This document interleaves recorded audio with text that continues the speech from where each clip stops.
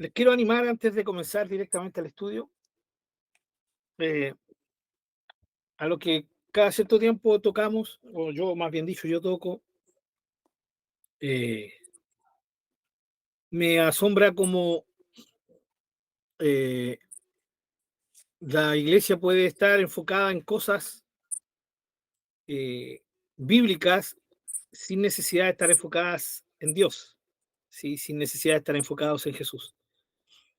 Eh, Así que yo les animo, mis queridos hermanos, a que sean diligentes en esto, ¿no?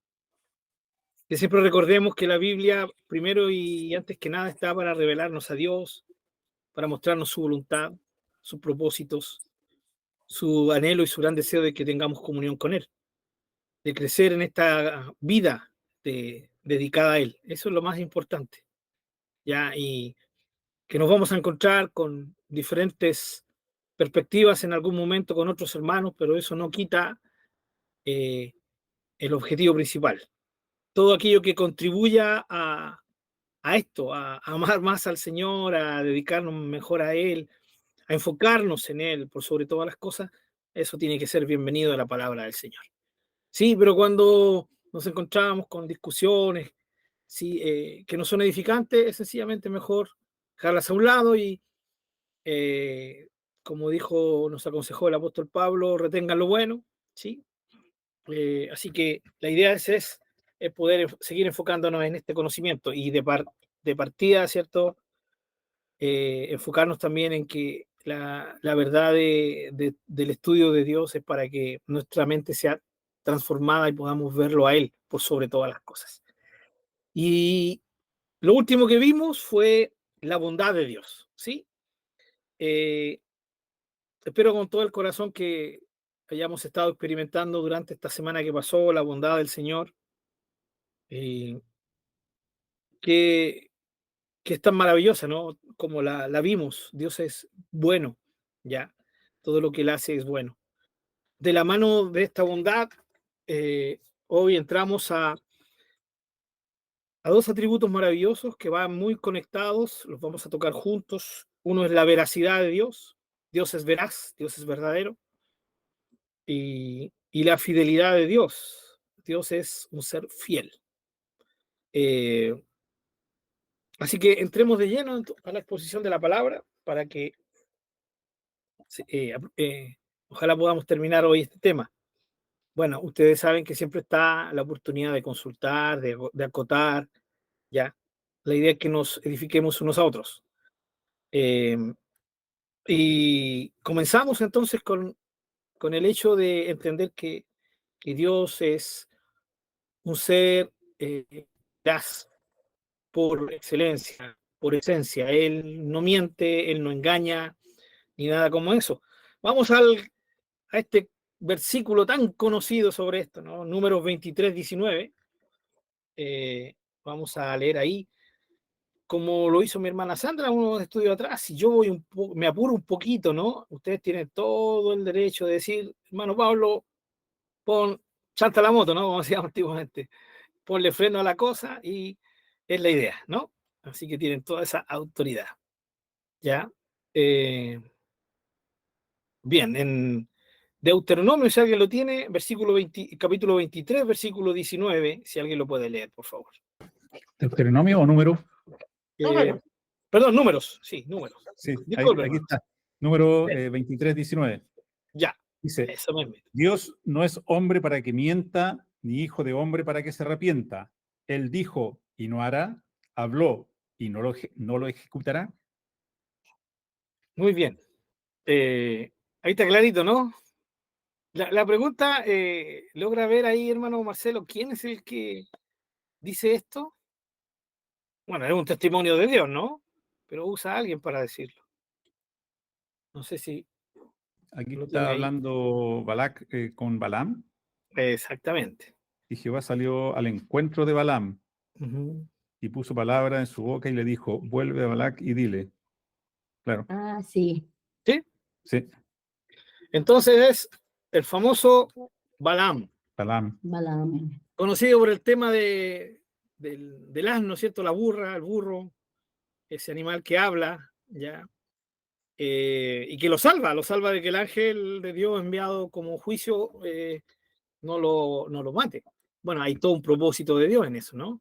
Un animal no habla porque sí.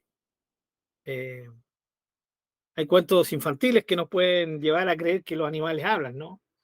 Pero en la realidad los animales no hablan, no se comunican con nosotros de forma entendible. Por más que algunos digan mi perro me habló, ¿sí? O mi gatito me habla, o yo le entiendo, la verdad es que eso es más un tema emocional que real. Entonces, tenemos a Balaam aquí en Números, donde el Señor a través de él, hay una discusión ahí entre cómo se ve al profeta Balaam, ¿ya? Dentro de todas las divisiones que tenemos, muchos pasajes de la Biblia nos dividen en el sentido de que hay algunos que creen algo sobre el pasaje en cuestión y otros que difieren de aquello y tienen su propia opinión, ¿ya? Y este es uno de los pasajes que produce eso, que es número 23, y que es el caso de Balaam, ¿ya? ¿Y cuál es la división? Es definir si Balaam realmente fue un profeta de Dios o sencillamente era un agorero, un falso profeta de toro y lomo, tomo y lomo, toro y lomo, ya siempre se me olvida cómo se dice el dicho. eh, y que sencillamente Dios lo usó como podría usar, como Dios usó a la burra, ¿no? Al asno. Eh, y se dividen en eso. Y la verdad es que haya sido un profeta de Dios y que se descarrió, como decimos en nuestro lenguaje evangélico, o haya sido un profeta de Dios, porque en ese tiempo Dios también tenía eh, nexos con ciertas personas, ¿no? Que no eran directamente del pueblo de Israel. Ahí estaba el caso de Melquisedec muchos siglos atrás, ¿sí? El caso de Jetro, el suegro de Moisés, en fin, pero ¿para qué discutir sobre este tema? El tema es que lo que la palabra de Dios es clara en decirnos que era un hombre que amaba el dinero, ¿sí? Era un hombre que, eso también lo confirma el Nuevo Testamento, y que sencillamente por dinero iba a maldecir al pueblo de Israel y Dios le cambia el panorama totalmente a él, ¿ya? Dios aquí muestra una soberanía, si ustedes se dan cuenta, una soberanía ya que va más allá de la decisión humana. ¿Puede Dios hacer esto? Claro, cuando vimos la soberanía, dijimos, la soberanía de Dios, dijimos que Dios puede hacer lo que Él quiera, ¿sí? Sin preguntarle a nadie, sin darle razones a nadie, ni excusa a nadie, Él es soberano, ¿sí? Pero cuando se trata de eventos de salvación, ¿sí? Y la mayor cantidad de casos, Dios nos permite decidir, pero hay casos específicos, ¿no? Donde Dios interviene y donde Dios se glorifica porque hay un propósito, ¿ya? Y sencillamente aquí, en lo único que influyó Dios directamente sobre Balaam fue para que no maldijera a su pueblo, o sea, en defensa de su pueblo Israel, y le cambió la maldición que quería proferir en bendición, ¿ya? Y aquí es donde comienza el dicho de Balaam diciendo, Dios no es un simple mortal, ¿ya? Dios no es un hombre para que mienta, ¿ya? Ni para que se arrepienta. Arrepentirse es cambiar de parecer, ¿no? ¿Acaso no cumple lo que promete, ni lleva a cabo lo que dice? ¿Qué pregunta más importante, hermanos queridos? ¿Sí? Dios no es hombre para que mienta, ni hijo de hombre para que se arrepienta. Él dijo y no hará, habló y no lo ejecutará. Nosotros tenemos la respuesta a esas preguntas, ¿sí? Aunque eran retóricas en su momento, para nosotros es clara. Las dos respuestas son claras. Dios dijo algo, dijo que haría algo, ¿no lo hará? Por supuesto que lo va a hacer, ¿sí? Él habló, prometió, dijo algo, ¿no lo ejecutará? Claro que lo va a ejecutar. ¿Ya? ¿Por qué? Porque él no miente, no miente, ¿sí? Entonces, partimos viendo la expresión de la palabra de Dios en el Antiguo Testamento, que Dios es veraz. Eh, en él no hay ni una sombra de engaño, ya en él hay plena sinceridad, ¿sí? Sinceridad. Él es un ser transparente que actúa transparentemente, sin engaños. Entonces, este ser que es Dios, que es el único que merece ser llamado Dios, como lo hemos visto, dentro de todas sus manifestaciones de cómo Él es, está el hecho que Él es veraz, sincero, transparente. ¿Ya? Él no miente, no engaña. Proverbios 6, si alguien lo puede buscar, versículos 16 y 17. 6 cosas aborrece Jehová, y aún 7 abomina su alma: los ojos altivos, la lengua mentirosa, las manos derramadoras de sangre inocente. Muy bien, la lengua mentirosa. En el libro de Proverbios se habla mucho de la lengua, ¿no? Pero usted y yo sabemos que un mentiroso, si le cortan la lengua, va a seguir mintiendo. ¿Sí? Por lo tanto, el tema de la lengua es una figura, ¿no? Habla de que la lengua es la causante que podamos hablar. Entonces, por eso habla de la lengua mentirosa. Lo que ahí está queriendo decir directamente el Señor es que Él aborrece, abomina, ¿sí?, al mentiroso. ¿Ya? O sea, la mentira, el engaño. ¿Por qué? Porque Él es un Dios veraz. O sea, la mentira y el engaño son manifestaciones, ¿sí?, que atentan en contra de su esencia, ¿ya?, que se manifiesta en veracidad. ¿Ya? Todo aquello que tiene una doble intención, aquello que es oculto, la hipocresía, el engaño, la falsedad, ¿ya?, todos estos sinónimos, por llamarle así, son cosas que Dios aborrece, porque Él ya es veraz, porque Él es sincero, transparente. ¿Ya? Por lo tanto, son todas denominadas cosas abominables. En otras palabras, son, llamémosle con la palabra que, ¿cierto?, que usa la escritura desde el Antiguo Testamento hasta el Nuevo, ¿no? Hasta el Nuevo Testamento, lo que esa palabrita, ese término usado, que abarca todo esto, que es pecado, ¿ya? Pecado, todas estas cosas son pecado, ¿ya? Entonces tenemos que ser cuidadosos. Dentro de los 10 mandamientos, uno dice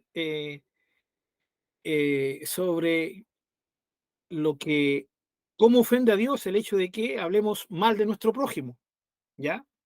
Y aunque eso puede ser eh, considerado también como sencillamente hablar eh, cosas que le afecten, pero en, de una forma muy especial también se refiere al falso testimonio, ¿sí? A decir falsas cosas en contra de él. Eh, Todo lo que es, entonces, engaño, entra dentro de este espectro que Dios aborrece, ¿ya? Veamos entonces la revelación de Dios mismo. Vamos a Éxodo 34:6, que yo creo que ya de a poquito lo hemos ido aprendiendo de memoria. Éxodo 34, sí, lo hemos visto en varios de nuestros estudios. Éxodo 34, sí, lo hemos visto en varios de nuestros estudios, porque aquí hay una autorrevelación de Dios, ¿no? Es Dios quien se revela aquí a Moisés. Para nuestros hermanos que se han ido añadiendo, ya dejar claro que en el versículo 5 primero dice, y Jehová descendió en la nube y estuvo allí con él, con Moisés, proclamando el nombre de Jehová, ¿ya? Y pasando Jehová por delante de él, delante de Moisés, proclamó, Jehová, Jehová, ¿ya? ¿Quién proclamó? Fue Dios. Dios es el que proclama aquí, se autoproclama, Jehová, Jehová. Esta es la traducción de el tetragrama o el tetragramatrón, ¿se recuerdan? Las 3 letras en hebreo, que es traducido como Yahweh y de donde también viene Jehová o Yahvé. ¿Ya? Es el nombre con que se reveló Dios a Moisés en Éxodo capítulo 3, ahí en el monte Sinaí. ¿Sí? Yo soy el que soy, o en forma resumida, yo soy. ¿Sí? Entonces el Señor aquí está diciendo, yo soy, fuerte, misericordioso y piadoso, tardo para la ira, todo eso ya lo hemos visto, y grande en misericordia y verdad. Fíjense cómo Él se autoproclama como un ser grande en verdad. ¿Sí? No que verdaderamente sea grande, ese no es el sentido, es al revés. es que su verdad, su veracidad es grande, así como lo es su misericordia. Dentro de los salmos lo vamos a ver cómo los salmistas decían, hasta los cielos es tu verdad, ¿no? Hablando de la grandeza de su verdad. Partimos entonces diciendo que Dios mismo se revela así como un ser grande en verdad, ¿sí? Su verdad es grandísima. Vamos a buscar algunos versículos para leerlos. Hermano Daniel, antes de dar los versículos, hermano Dani.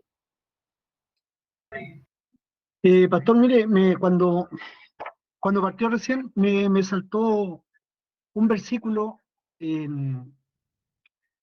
antes que Dios enviara el diluvio. ¿Ya? Cuando Dios dijo a Noé, le dijo, me arrepiento de haber creado, Sí. pero eso tiene otro sentido, ¿no? A ver, eso está en la fidelidad, lo vamos a tratar como un puntito, ¿no? ¿Se arrepiente Dios? Así que voy a contestarla más adelantito, hermano Dani. Pero gracias por la intervención, porque está bien que salte esa duda, ¿no? Bueno, la Biblia dice, lo leímos en Número, él no es hijo de hombre, ¿cierto? No es hombre para que mienta, ni hijo del hombre para que se arrepienta. Y en los primeros versículos de la Biblia dice que Jehová se arrepintió. Eso es un punto que vamos a ver más adelante. Así que ahí lo vamos a estar tocando, hermano Dani.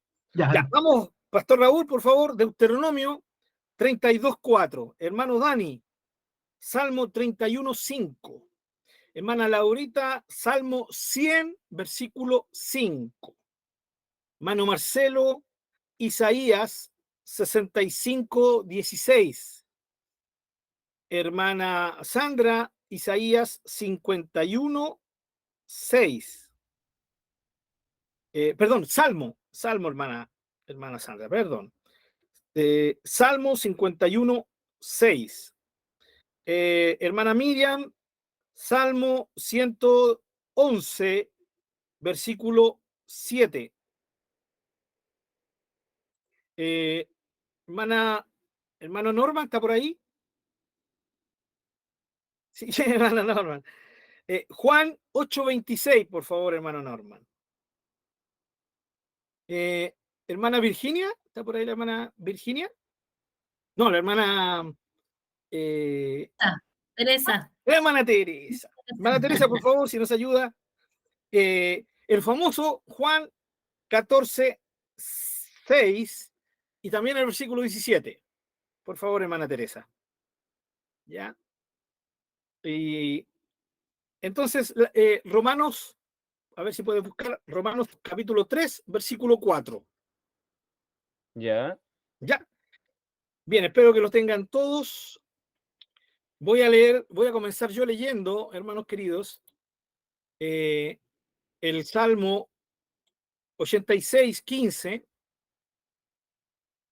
Si quieren anotarlo por ahí. Dice así. A ver, ¿a qué les recuerda esto, no? El salmista dice, mas tú, Señor, Dios misericordioso y clemente, lento para la ira y grande en misericordia y verdad. Espero que les recuerde algo, ¿no? Deuteronomio 32:4. Exactamente, justamente, lo acabamos de leer, ¿no? Este es como un eco de lo que Dios dijo de sí mismo. Esto quedó en la enseñanza de Israel, pasan los años y el salmista, ¿sí?, hace una referencia justamente a esa autorrevelación de Dios. Grande de nuevo en misericordia y grande en verdad. Comencemos entonces, Pastor Raúl, por favor.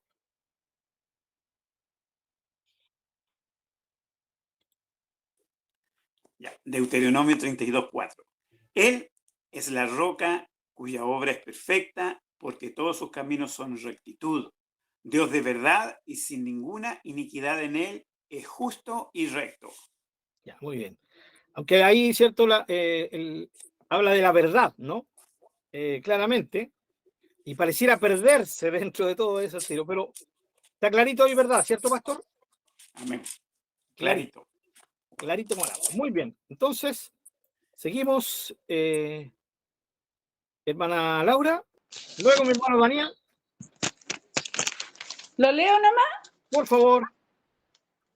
Porque Jehová es bueno, Para siempre es su misericordia y su verdad por todas las generaciones. Muy bien. Ahí está la verdad del Señor. Hermano Dani. Amén. Amén. Salmo 31:5. Ujú. En tu mano encomiendo mi espíritu. Tú me has redimido, oh Jehová, Dios de verdad. Es el Dios de verdad. Ahí vuelvo a decir, no está diciendo que Dios es de verdad Dios, ¿sí? No se refiere ahí. Está hablando que Dios es Dios de verdad. Verdad. Es como decir Dios de misericordia, Dios de paz, ¿sí? Ajá. Dios de amor, Dios de verdad. ¿Ya? Ese es el sentido de ahí. Hermano Marcelo, por favor, Isaías 65:16. Ya. El que se bendijere en la tierra, en el Dios de verdad se bendecirá. Y el que jurare en la tierra, por el Dios de verdad jurará, porque las angustias primeras serán olvidadas y serán cubiertas de mis ojos. Muy bien, gracias, hermano Marcelo. 2 veces, ¿sí? Se hace referencia al Dios de verdad, en el mismo sentido del Salmo 31, versículo 5. ¿Sí? Él es el Dios de la verdad. ¿Ya? Hermana Sandra, Salmo 51:6. Miren qué tremendo este versículo, esta revelación de David, ¿no? Por favor. Sí. Dice, tú amas la verdad en lo íntimo y en lo secreto me has hecho comprender sabiduría. Tú amas la verdad en lo íntimo. Qué lindo. Es Sí. Es magnífico, es magnífica la definición de David, la expresión de David, ¿no? Recuerden que aquí está en un contexto en que él está con la vida absolutamente quebrada delante de Dios, pidiéndole perdón, ¿ya? Entonces, hay una manifestación muy emocional de parte de David, en el buen sentido emocional, ¿no? Obviamente, toda dirigida por el Espíritu Santo para que quedaran escritas estas palabras. Pero David está en un estado emocional muy fuerte, ya está, recuerden que este es el salmo que él crea, que él compone su oración que levanta al Señor después de que es descubierto por sus pecados, sí, de adulterio y asesinato, ya en el caso de Urías. Él ama la verdad en lo íntimo. ¿Cuántos meses, cuánto tiempo pasó en que David ocultó algo? En que David sí mantuvo en silencio algo. En otro de los salmos David dice, mientras callé, mis huesos se envejecieron, mi cuerpo comenzó a decaer. Qué tremendo es eso, cuando uno oculta. Y notemos bien, hermanos queridos, la necesidad de nosotros los seres humanos. ¿Ya? Hay gente que lo oculta porque no conoce al Dios de la verdad, al Dios omnisciente. ¿Ya? Pero hay cristianos que sí lo saben y a pesar de eso, ¿no? Imagínense, David, él no aprendió recién que Dios amaba la verdad en lo íntimo, él lo sabía de mucho antes. Sin embargo, en su periodo de pecado, actuó contrario a todo este conocimiento que él tenía de Dios, ¿no?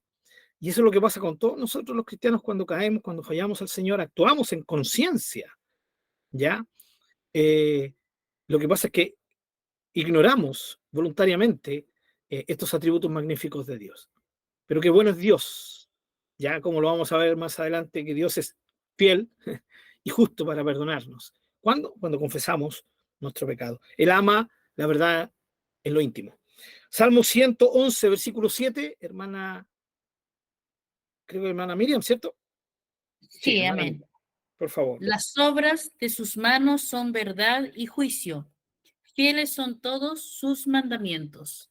Todas sus obras son verdad. Todo lo que él hace está basado en la verdad y es producto de la verdad. ¿Ya? Imagínense qué maravilloso es tener a un ser absolutamente transparente. En él no hay ninguna intención, una doble intención, en él no hay nada oculto, ya como trampa, ya, o algo así. No. Él se manifiesta a nosotros con todo su ser abierto, hermanos queridos. ¿Sí? Obviamente, como lo hemos estudiado, a ese punto en que nosotros podemos conocerle. ¿Ya? Él es tan sincero que nos ha dejado en su palabra que van a haber cosas que sencillamente de él no las vamos a lograr captar, porque él es inefable, inescrutable, insondable, sí, incomparable, como lo vimos al principio. Bien, hermano Norman, Juan 8:26. Tengo muchas cosas que decir y juzgar de vosotros, pero el que me envió es veraz, y yo las cosas que oí de él, estas digo al mundo. Amén.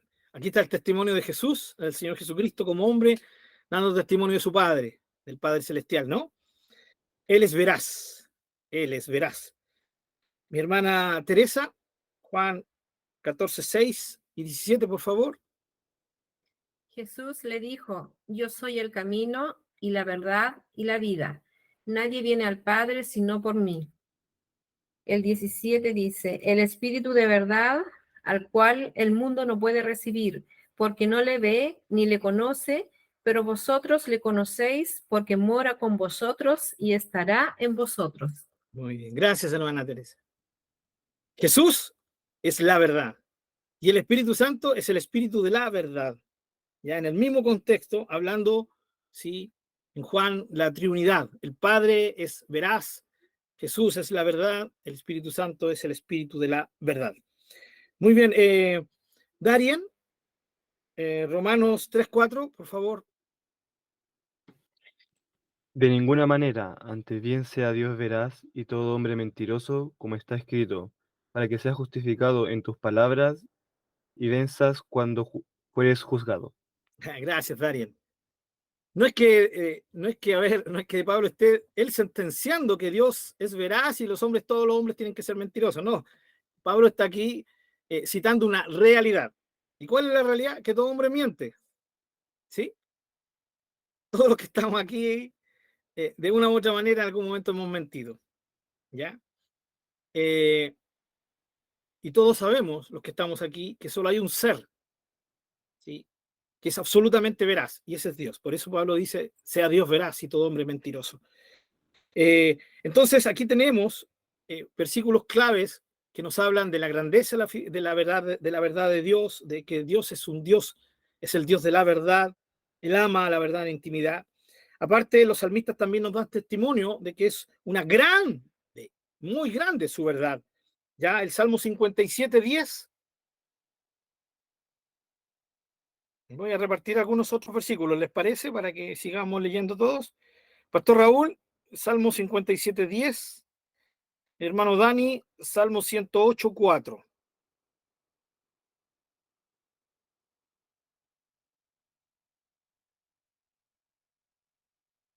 Hermano Marcelo, por favor, váyase a Apocalipsis y ahí le voy a dar, paso a paso vamos a ir leyendo versículos en Apocalipsis, ¿sí? El libro de Apocalipsis es magnífico en mostrarnos la verdad de Dios, ¿no? La veracidad de Dios. Veamos que es definida de esta manera tan especial que la verdad de Dios es grande, muy, muy grande. Pastor. Salmo 57:10, porque grande es hasta los cielos tu misericordia y hasta las nubes tu verdad. Muy bien, muy bien. Aquí el adjetivo grande se aplica tanto a la misericordia como a la verdad, ¿sí? Porque se habla de que llega hasta los cielos, ¿cierto? Entonces está hablando de algo grandísimo. Así es la verdad de Dios. Dios es veraz inmensamente. Y hermano Dani, 108:4. Porque más grande que los cielos es tu misericordia y hasta los cielos tu verdad. Muy bien.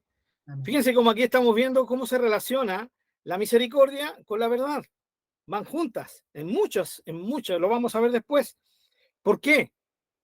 Porque, hermanos queridos, la idea de Dios no es mostrarse a sí mismo como un Dios que sencillamente dice la verdad a secas, ¿sí? Él es veraz por esencia, pero Él no actúa jamás, ¿sí? Como nosotros los seres humanos actuamos muchas veces cuando decimos, no, hay que decir la verdad, le duela a quien le duela, ¿sí? ¿Han escuchado eso, no? Ahora, ¿está mal eso? Según, depende, ¿sí? Depende cómo se exprese esa verdad. Por eso en el Nuevo Testamento el apóstol Pablo habla que tenemos que decir la verdad en amor, ¿sí?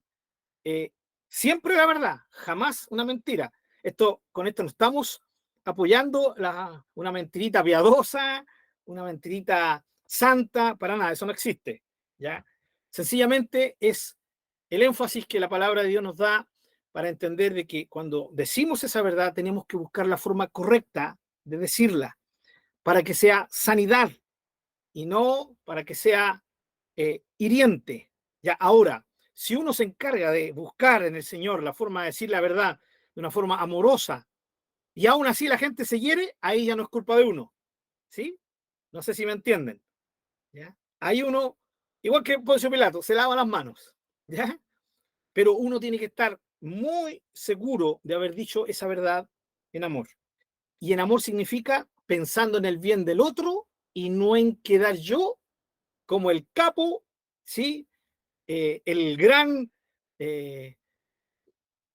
por así decirlo, el gran defensor, ¿no? El gran paladín de la verdad. No, no, no, no. Aquí no hay paladines de la verdad, ¿sí? Somos personas que tenemos que actuar en amor. Y el hecho de que en tantos versículos se junte la misericordia con la verdad, es Dios diciéndonos, ¿sí? Que Él es así. Él es amorosamente verdadero, ¿sí? Compasivamente verdadero. Él, su verdad no se separa de su misericordia, de su amor. Están juntas, ¿ya? Apocalipsis, hermano Marcelo, vamos. El resto de hermanos, si quiere ir buscando, pero recuerden, la idea es que si no logran encontrar, es mejor escuchar al hermano Marcelo y ir anotando nomás los versículos, ¿ya?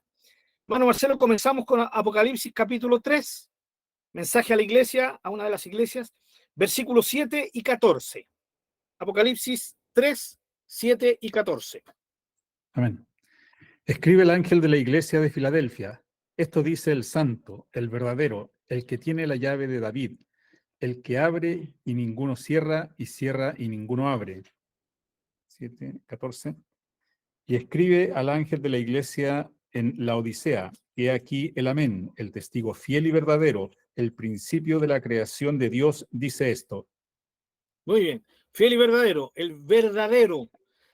Este es el mismo énfasis que vimos en el Antiguo Testamento. Aquí nos está diciendo que Él es el testigo, ¿sí? Que es un testigo verdadero en el sentido de que es un testigo que está, a ver, ¿cómo lo digo? Que el testigo, ¿cierto? Que Él es verdaderamente un testigo, ¿no? Sino que Él es un testigo veraz. Cuando dice en el versículo 7 que Él es el verdadero, también está hablando de que Él es veraz, ¿sí? El énfasis tiene que ver. Cada uno de los versículos que vamos a leer donde sale en el Apocalipsis verdadero se está refiriendo a veracidad. Es veraz. ¿Ya? Capítulo 6, versículo 10. ¿Cuánto? Capítulo 6, Versículo 10. versículo 10. Dice, y clamaban a gran voz diciendo, ¿hasta cuándo, Señor santo y verdadero, no juzgarás y vengas nuestra sangre en los que moran en la tierra? Gracias, hermano. Aquí de nuevo, el verdadero, ¿no? Veraz. Es exactamente el mismo sentido en todos estos versículos en Apocalipsis. 16, 7, hermano Marcelo.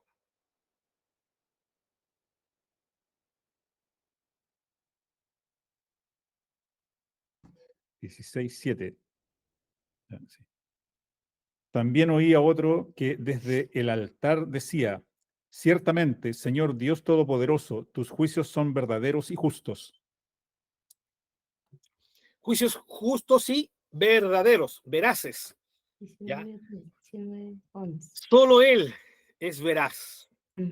¿Sí? Sus justos y veraces juicios solo provienen de Él. Aquí en nuestra tierra no existen, y hoy día en nuestro Chile tristemente lo vemos con pena, que hoy día aparentemente, bueno, siempre esto ha existido, ¿no? Pero por diferentes razones pareciera que hoy día además se ve mucho más grave, ¿no? Me refiero al estado en que está la justicia chilena, ¿no?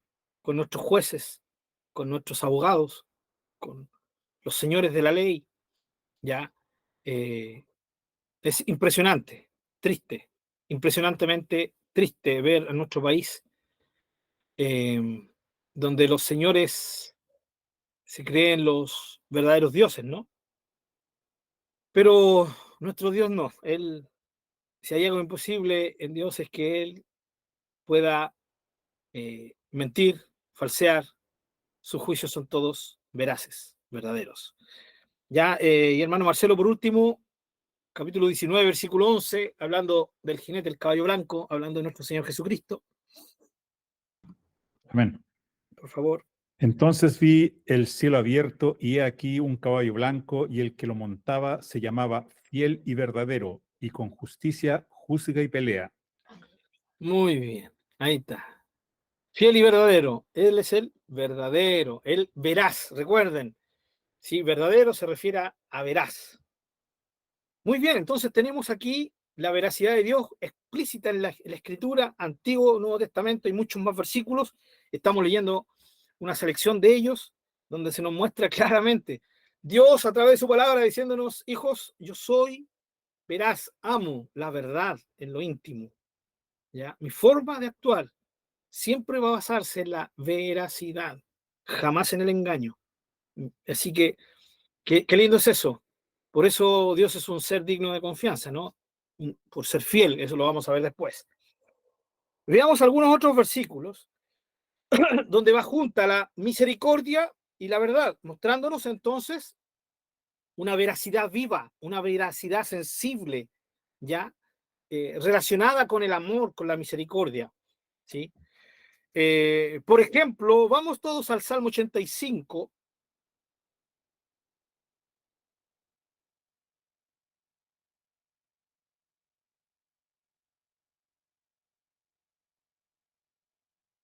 Versículo 10. Hay muchos versículos que nos hablan de esto. Ya, Génesis 24, 27. ¿Se recuerdan de Éxodo 34, 6? ¿Sí? La autoproclamación del Señor. Grande en misericordia y en verdad. Partiendo por la misma declaración y la autorrevelación del Señor a nosotros, parte poniendo ahí juntitas la misericordia y la verdad. Ya. Salmo 85, 10. Vamos a leer, ojalá todos lo tengan. ¿Ya? Salmo 85, 10. Dice, la misericordia y la verdad se encontraron. La justicia y la paz se besaron. Qué romántico, sí, pero más que romántico, que poético, ¿no? Qué poético. Aquí está hablando de una unión, sí, especial entre la justicia y la paz y entre la misericordia y la verdad. Vamos ahora a unos salmos más, el Salmo 89. Salmo 89. Vamos a leer aquí algunos versículos. Miren cómo en este versículo, en este salmo, sí, de David, haciendo una reminiscencia del pacto de Dios con David, ¿no? Salmo 89, versículo 2. Ojalá que todos lo tengan. Salmo 89, 2 dice, porque dije, para siempre será edificada misericordia, en los cielos mismos afirmarás tu verdad. Ahí está esa dupla maravillosa. Versículo 14. Justicia y juicio son el cimiento de tu trono. Misericordia y verdad van delante de tu rostro. Sí, es como su tarjeta de presentación del Señor, ¿no? Delante de su rostro está la misericordia y la verdad. Versículo 24.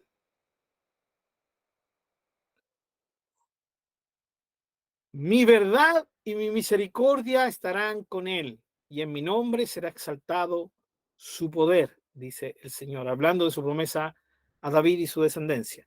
Mi verdad y mi misericordia estarán con él. Y por último, el versículo 33.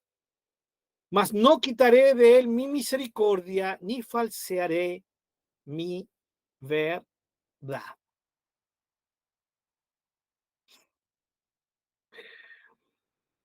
El 49 también podría ser. Lo leemos, Señor, aquí está David hablando, ¿dónde están tus antiguas misericordias que juraste a David por tu verdad? ¿Ya? Aquí la junta, ¿sí? Diciendo, por favor, manifiesta tu misericordia en base a la verdad de lo que tú has jurado. ¿Ya? Muy bien. Hermanos, el contexto entonces de muchos otros versículos, como les digo, Génesis 24, 27, 2 Samuel 2, 6, Salmo 25, 10, el 26.3, el 40.11, 57.3, 61.7, todos salmos, ¿ya? Recuerden que todos estos versículos van a ir en los apuntes, ¿ya? Salmo 98.3, Salmo 115.1, o sea, los salmos son muy, muy abundantes en manifestar siempre la misericordia de Dios junto a su verdad, ¿ya? Miqueas 7.20 también. Y aún en 2 Juan 1.3, donde en el contexto también se relaciona la misericordia y la verdad de Dios en el Nuevo Testamento. Por lo tanto, mis queridos hermanos, nuestro Dios es un ser absolutamente veraz. ¿Cómo afecta esto a la vida? ¿Cómo debería afectar esto a la vida del creyente, mis queridos hermanos? Si tenemos un Dios que es nuestro Padre, que es veraz, nosotros deberíamos amar la verdad. Deberíamos ser gente de verdad. Y yo creo que ustedes van a entender y más de alguno va a decir amén a lo que voy a decir o van a estar de acuerdo conmigo en que muchas veces nuestras luchas en el día a día tocan esta prueba, ¿sí? Esta dificultad de falsear algo, de no decir la verdad, de ocultar la verdad, ¿sí? Por diferentes razones, desde cosas muy, muy sencillas, ¿ya? Hasta cosas que son muy, pero muy complicadas. Y aquí quiero decir algo, hermanos queridos. Miren, no estamos hablando de cosas, yo sé que para muchos van a tal vez pensar y decir, no, pero que también se está mintiendo en eso. Se tiene que entender la intención, ¿sí? Hay cosas que son mentiras de hecho, ¿sí? Directas, llanas, pero hay algunas cosas que son mentiras, incluso diciendo cierta verdad en el cómo se dicen. O sea, ya no es una mentira directa, pero sí es un engaño. Ya, yo no he escuchado a un hermano decir, mentimos hasta en decir la hora. ¿Qué hora es? Redondeamos la hora, ¿no? Son exactamente 13 minutos para las 8. Y resulta que yo le digo, son 10 para las 8. Mentiste en eso, hermano. La verdad es que en esos detalles, ¿sí? Uno tiene que entender que Dios ve la intención. Uno está redondeando la hora, ¿sí? Ahora, si la persona me dice, ¿me puede decir la hora exacta, por favor?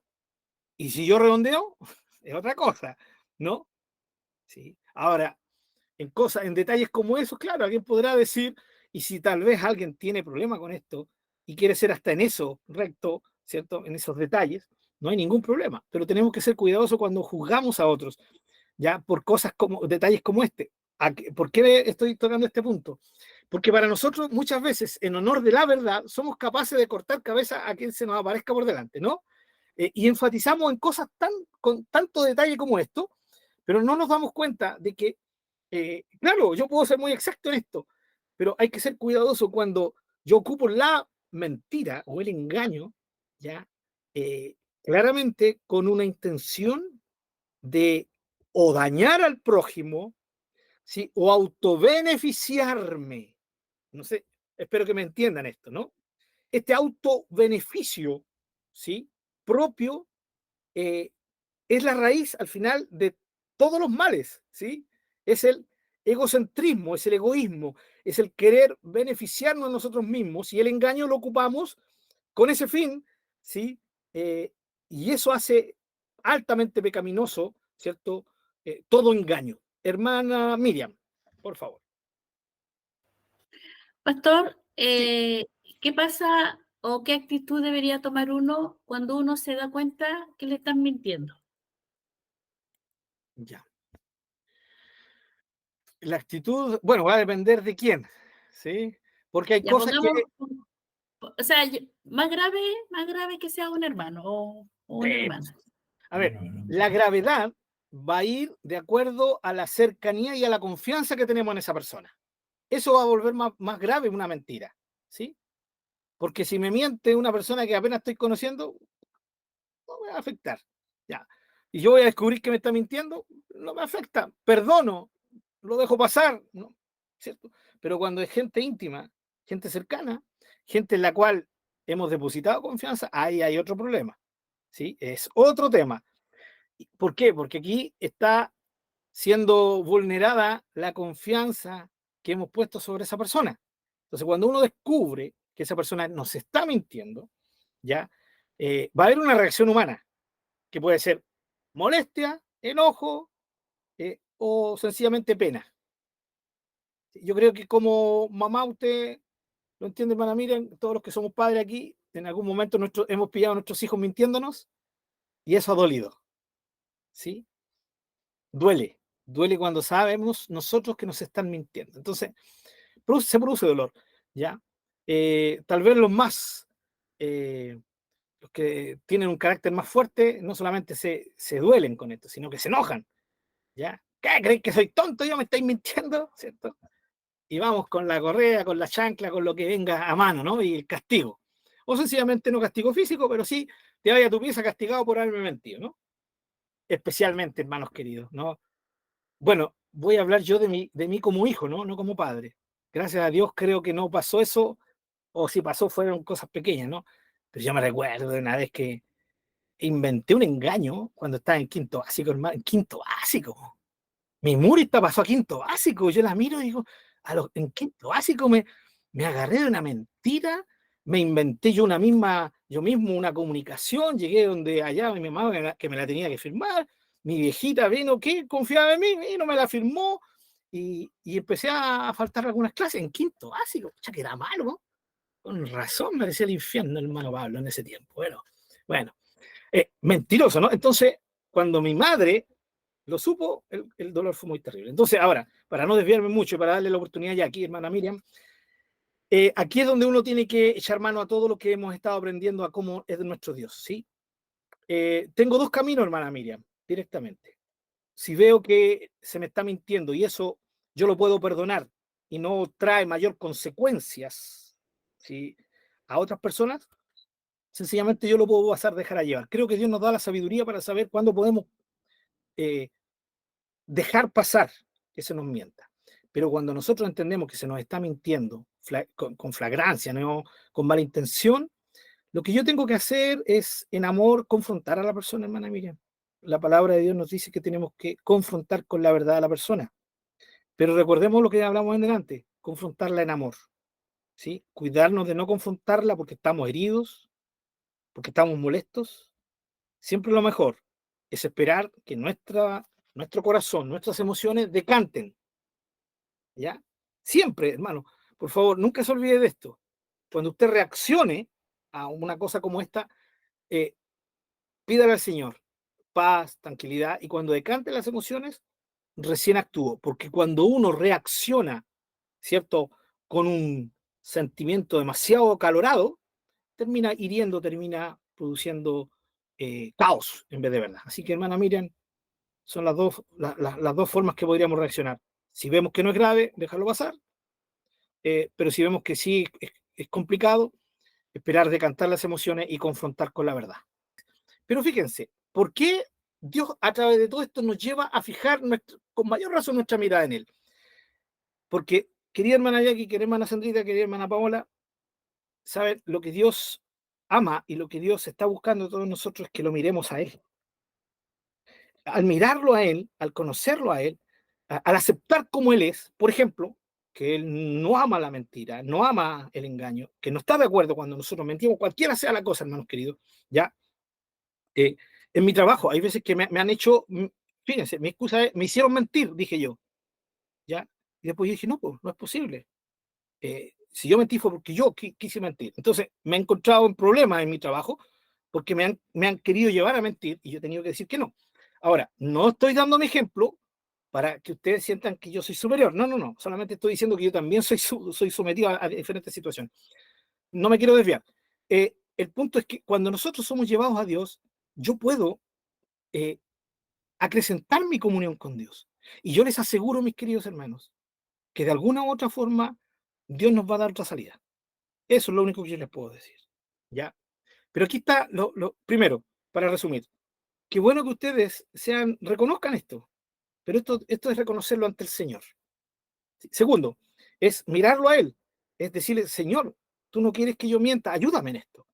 Y yo les aseguro que de una u otra manera Dios va a dar una solución, ¿sí? Ahora, si tú sientes que has pecado, Juan 1:9, ¿sí? Lo dice, pidámosle perdón al Señor y Dios va a perdonar. Dios nos va a perdonar. Si tú sientes que has pecado, Pero vuelvo a decir, no es un tema que el hermano Pablo te tenga que decir, arrepiéntete de eso. No, no, es un tema entre Dios y tú. ¿Ya? Ahora, cuando uno se arrepiente de la mentira, el hecho que ya está, lo que Dios va a perdonar, sí, va a ser, en este caso, nuestro mal actuar, ya, con el cual tal vez lo ofendimos, y por lo tanto, nuestra comunión con Él se va a restaurar, ¿ya? Y luego Dios en su misericordia perdona, ¿ya? Entonces, vuelvo al resumen para seguir adelante. Uno, esto es un tema entre Dios y ustedes, mis queridos hermanos. Segundo, al mirarlo a Él, al acrecentar su comunión con Él, Él va a dar, ¿sí?, caminos a seguir, va a abrir puertas, ¿sí? No necesariamente vamos a tener que cruzar el puente del engaño, ¿ya? Pero eso va de la mano de ¿qué? De que mi confianza en Él aumente, de que mi compromiso con Él aumente, ¿sí? Entonces, todo tiene que ver con Él. En tercer punto, ya, que es muy importante y no lo podemos pasar por alto, es el hecho de que yo no tengo que dar jamás cabida al engaño. O sea, si yo puedo huir de eso, ¿sí?, tengo que hacerlo.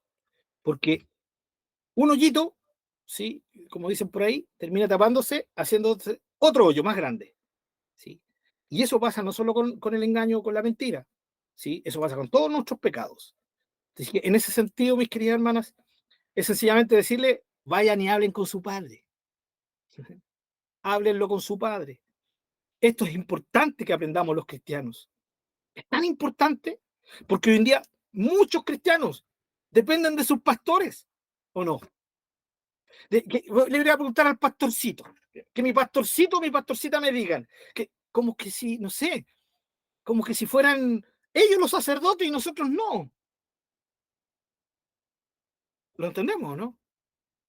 ¿Quiénes son sacerdotes? Con todo respeto, yo aquí veo sacerdotes, de aquí las veo, bueno, algunas que están escondidas detrás porque no pueden tener imagen, pero estoy viendo gente salvada, y a la gente que está detrás de la imagen, gente que ha confiado en el Señor, que ha creído en el Señor salvada. Todos sacerdotes y sacerdotisas. ¿Sí? Eso es lo que la palabra de Dios dice, ¿no? Aquí no hay un sacerdote. ¿Quién nos dijo que el pastor era el sacerdote? ¿Está bien decir que el pastor es sacerdote? ¿Está bien o no? Sí, está bien, pues, si es sacerdote. El error está en decir que él es el sacerdote y yo no. ¿Sí? El pastor es sacerdote, por supuesto. Si un hijo de Dios es sacerdote. Pero el hermanito que recién conoció al Señor es sacerdote, ¿o no? También es sacerdote. No sé si entienden la idea. La urgencia de que los hijos de Dios nos conectemos con Dios. Él tiene que ser nuestro primer enfoque para solucionar todos nuestros problemas. No el pastor, no el líder, no la líder, ¿sí? Ellos son usados por Dios en momentos precisos, ¿ya? Pero hoy día tenemos a una iglesia llena de cristianos, ya, que dependen tanto de lo que los otros les tengan que decir, ¿sí?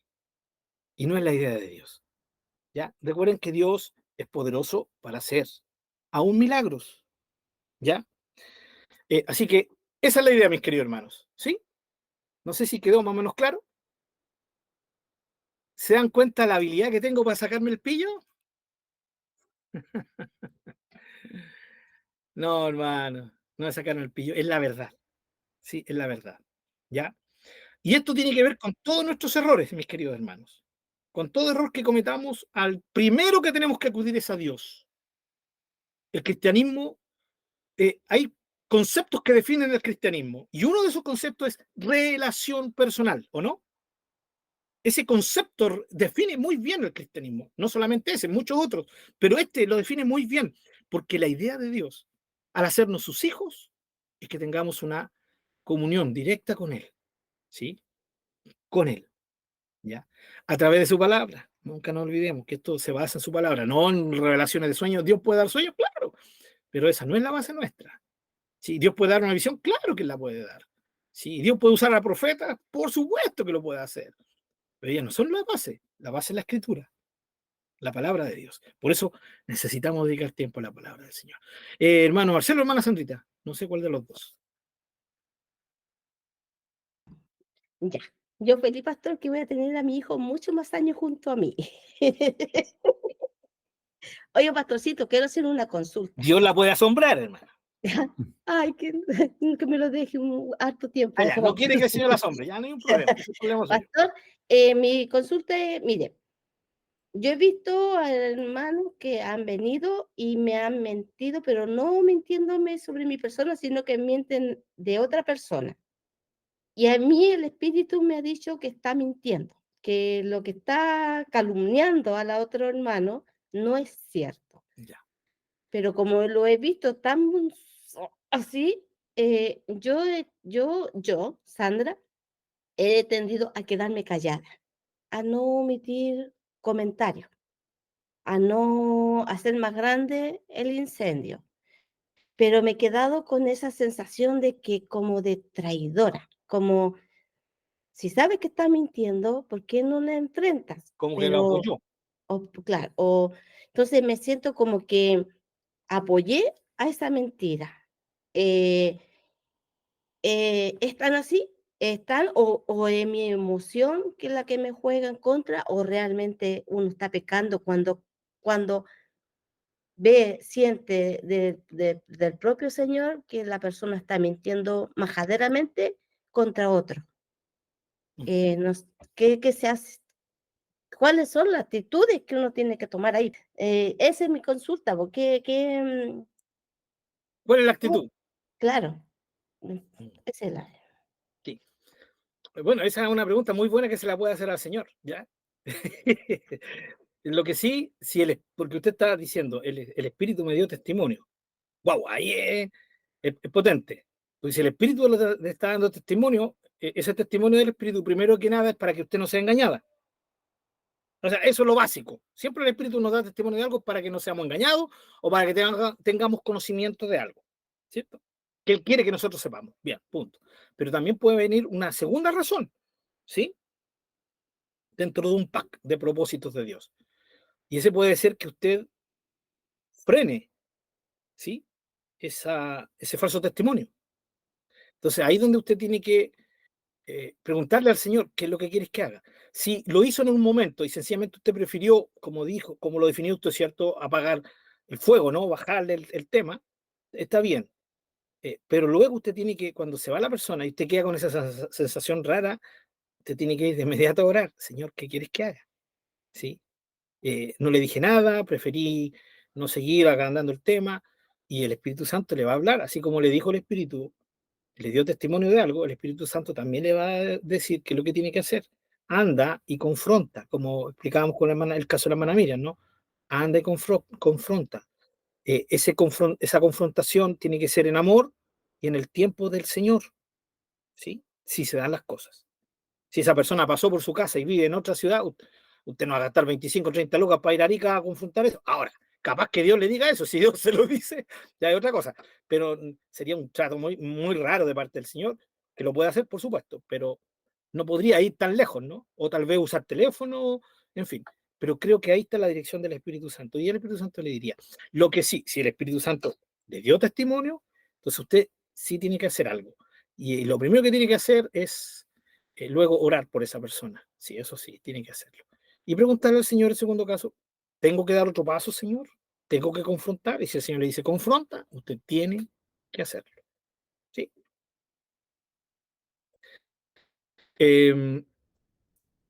Ahora, miren hermanos, hay tantos casos que se pueden deducir de uno. De este, por ejemplo, puede estar el caso de la persona que está ahí, que la veo siempre y que yo sé y el Espíritu Santo me está dando testimonio de que es mentira lo que está diciendo, ¿no? Y que me está tratando de engañar, en fin, de que está tratando de hacer un chisme. Entonces, si es cercana a la persona y yo sé que es reincidente, entonces ya no hay para qué preguntarle al Señor. El Señor claramente quiere que nosotros confrontemos eso y lo hagamos en amor y en el momento del Señor, pero que lo hagamos, confrontar. La mentira tiene que confrontarse con la verdad y la verdad en amor, ¿sí? En el momento y en el tiempo de Dios, para que esa confrontación produzca beneficio, ¿sí? Beneficio. Amén. Sí. Bien, sin querer nos desviamos de Dios y y tomamos el tema de la verdad, de la veracidad en base a nuestras vivencias, ¿no? Pero eso está bien porque qué lindo es entender esto. Cada atributo de estos que estamos viendo, este grupo, de este tercer grupo, hermanos, en que Dios se relaciona con nosotros, cada uno de los atributos, recuerden, ¿sí? Amor, santidad, compasión, bondad, ¿sí? Justicia, hay una demanda de Dios para que nosotros los imitemos, vivamos de acuerdo a ellos. Así que qué bueno es que hayamos tocado este punto, aunque nos desviamos del tronco, pero qué bueno es aplicarlo en nuestra vida. ¿Y por qué? Porque estamos ante un Dios que ama la verdad. Entonces, recordemos, no solo a mis hermanas que expusieron este punto, sino todo el resto, todos nosotros estamos con este tema siendo motivados a enfocarnos en el Dios de la verdad. Entonces, cada vez que de alguna u otra manera nos encontremos con el dilema y la aparente necesidad de engañar y de mentir, ahí hay que entre a su pieza, ¿sí? Entre a su tiempo a solas con Dios, enciérrese y ahí ore a Dios, pídale dirección al Señor. Nuestro Dios es un Dios que se revela a sus hijos, ¿sí? Y Él nos va a decir qué camino seguir, ¿ya? Él ama eso, ama que nosotros acudamos. Por eso Él nos dio la oración, ¿sí? La oración, para poder tener tiempo, expresarle nuestra necesidad al Señor. Eso lo vimos en la oración y la omnisciencia. Espero que se recuerden de ese tema, ¿no? Bien, continuamos. Si no hay nada más que acotar sobre el tema. La veracidad de Dios.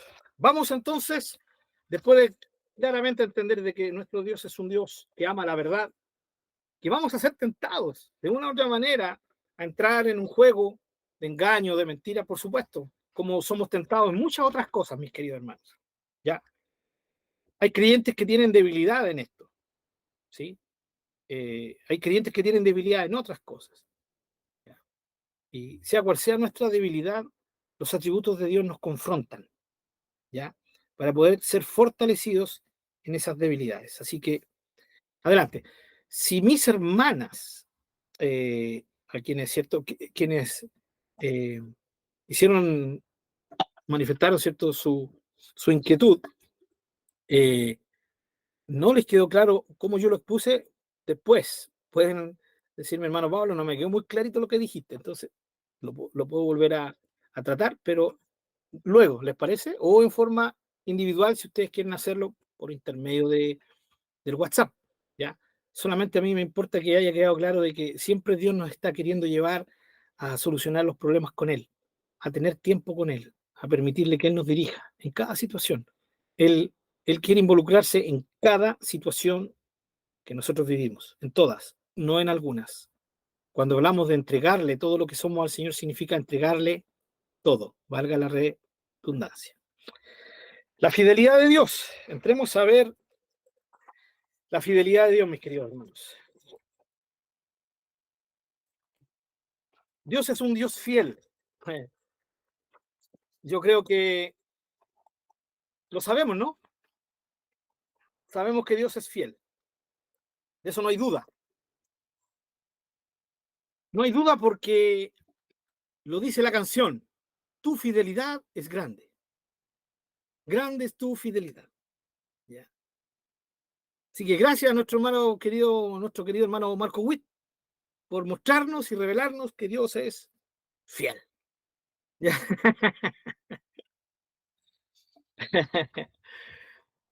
Mis queridos hermanos, aquí voy a ponerme serio, ¿ya? Porque entre nosotros hice esta pequeña broma. Fui un poco sarcástico, espero que se hayan dado cuenta, ¿no? Un poco irónico. Pero ahora hablo en serio. Es triste que gente que ha conocido al Señor y no tiene crecimiento en la palabra de Dios, sabe que Dios es fiel porque canta la canción de Marco Witt, y es verdad. Sí, sí, porque lo escuchó en un canto. Porque lo escuchó, no sé, en el poema de un hermano, en una alabanza. O lo escuchó, ya más espiritual, lo escuchó porque su pastor o el hermano o la hermana predicaron en su iglesia. Pero no lo saben porque se han cerciorado de ello en la palabra del Señor. Y ese es el problema del cristianismo, de nuestro cristianismo generacional, de nuestras generaciones, mis queridos hermanos. Yo necesito comprobarlo. Yo necesito ver que Dios es veraz. Por eso leímos tantos versículos sobre la veracidad de Dios. Nos quedó clarito, ¿no? Dios es veraz. Ama la verdad en lo íntimo.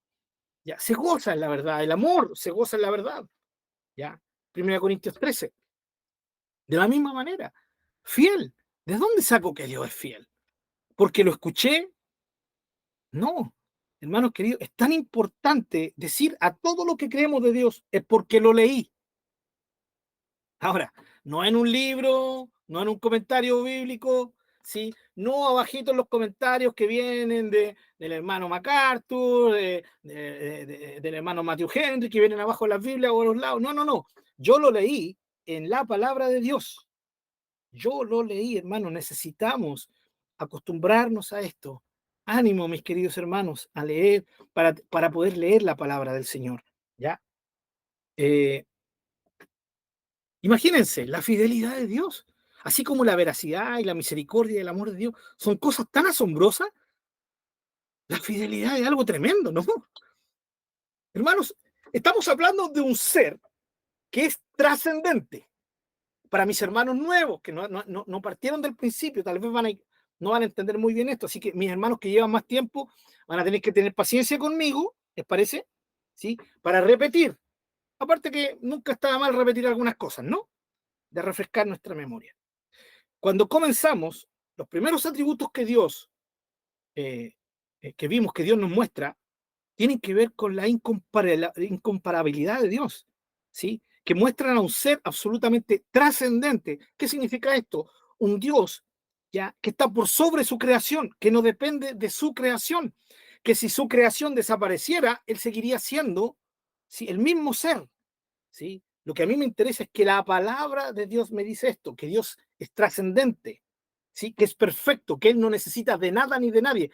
Amados hermanos, Dios es perfecto, no necesita ni de usted ni de mí. Ay, ay, ay, que duele. ¿Cómo me dice eso, hermano Pablo? ¿Ya? O sea, Dios no me ama. ¿En qué momento he dicho yo que no nos ama? Yo estoy diciendo que Él no nos necesita. ¿Sí? No necesita mi vida. No necesita mi ofrenda. Alabado sea el Señor. No necesita mi adoración. No la necesita. Dios no necesita de nada. Él es perfecto. Nada se le puede añadir. ¿Sí? Nada, absolutamente nada. Él es trascendente. Está más allá de cualquiera de sus criaturas. ¿Sí? ¿Qué muestra esto, hermanos? Entonces, que Él no necesita de nada. Entonces, no ofrendemos. No, sí tenemos que ofrendar. No adoremos si Él no necesita. No. Sí. Pero todo es la razón por la cual lo hacemos. ¿Por qué adoro? ¿Por qué ofrendo? ¿Sí? ¿Por qué alabo? ¿Por qué me congrego? ¿Por qué? ¿Por qué leo la Biblia? ¿Por qué oro? ¿Sí? Lo hago porque todo esto me lleva a comportarme de acuerdo a la dignidad de Dios. ¿Sí? ¿Por qué adoro? Porque Dios es digno de que yo lo adore. ¿Por qué le canto? Porque Él es digno de que le cante. ¿Por qué ofrendo? Porque Él es digno de que yo lo honre con mis bienes. ¿Lo entienden, mis queridos hermanos? Espero que mis hermanos nuevos lo entiendan. A esto se refiere. Ahora, imagínense, son hartos estudios que tuvimos para llegar a este tema. Si tienen dudas sobre esto, van a tener que ir al enlace que nos da nuestro hermano Jairo, donde están todos los estudios y repasar, ya, desde el principio. Pero en esencia esto. Nuestro Dios es este ser perfecto y trascendente. La pregunta es, ¿qué lleva a un ser de tal envergadura? ¿Qué lleva a un ser tan majestuoso, tan inefable, tan incomparable a ser fiel? No lo entiendo. No me entra aquí en mi cabecita, hermanos. ¿Por qué Él tiene que ser fiel? ¿Por qué Él es fiel? Si Él no le debe nada a nadie. ¿Sí? Hermano querido, esa es otra verdad. Dios no me debe nada. Ni te debe nada a ti. ¿Cómo que no? Me debe todas las bendiciones espirituales en Cristo. No. Si Él ya me dio todas las bendiciones espirituales en Cristo. No, él me debe esto. No, es que cuando nosotros creemos que Dios nos debe algo es porque hemos mal interpretado la Escritura. Todo lo que Él hace es porque estamos en Cristo. Su amor, su misericordia es porque estamos en Cristo. Si nos salimos de Cristo, es otra historia. En Cristo somos amados, en Cristo fuimos elegidos, en Cristo somos predestinados, en Cristo, en el Señor Jesucristo. Amén. Entonces, ¿cómo un ser trascendente, perfecto, es fiel? ¿Por qué? ¿Qué lo lleva a ser fiel? No sé si lo entienden, hermanos queridos. Yo soy fiel porque me casé con una mujer, ¿sí? Y juré ser fiel. Soy fiel porque Dios me dice que yo sea fiel, ¿sí? Soy fiel porque soy un buen amigo, porque quiero que mi amigo se sienta cubierto. Tengo razones para ser fiel. La amistad, el compromiso me demanda fidelidad, ¿sí? Pero Dios, nadie puede demandarle a Dios ser fiel. Por lo tanto, partimos diciendo que la fidelidad de Dios, al igual que su amor, ¿sí? Y al igual que su misericordia, y al igual que su justicia, y al igual que su bondad, es producto de su voluntad. Dios decide ser fiel. Amén. ¿Sí? ¿Lo entendemos? Dios decidió ser fiel. Entonces, yo no tengo ningún aporte. No, ningún aporte. No aportamos en nada en esto. Dios es fiel porque Él decidió ser fiel. Alabado sea el Señor por eso. Vamos al Salmo 89:8. Pastor Raúl, Salmo 89:8, hermano Dani, Lamentaciones 3:23, para comenzar.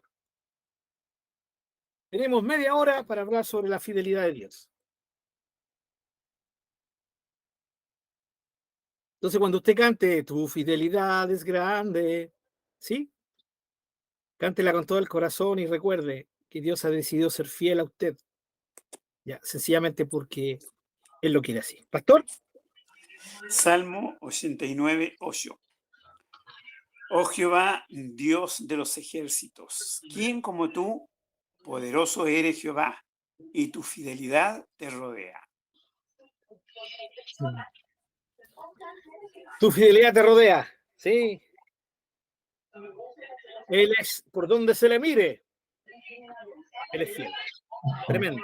Lamentaciones 3:23, hermano Dani.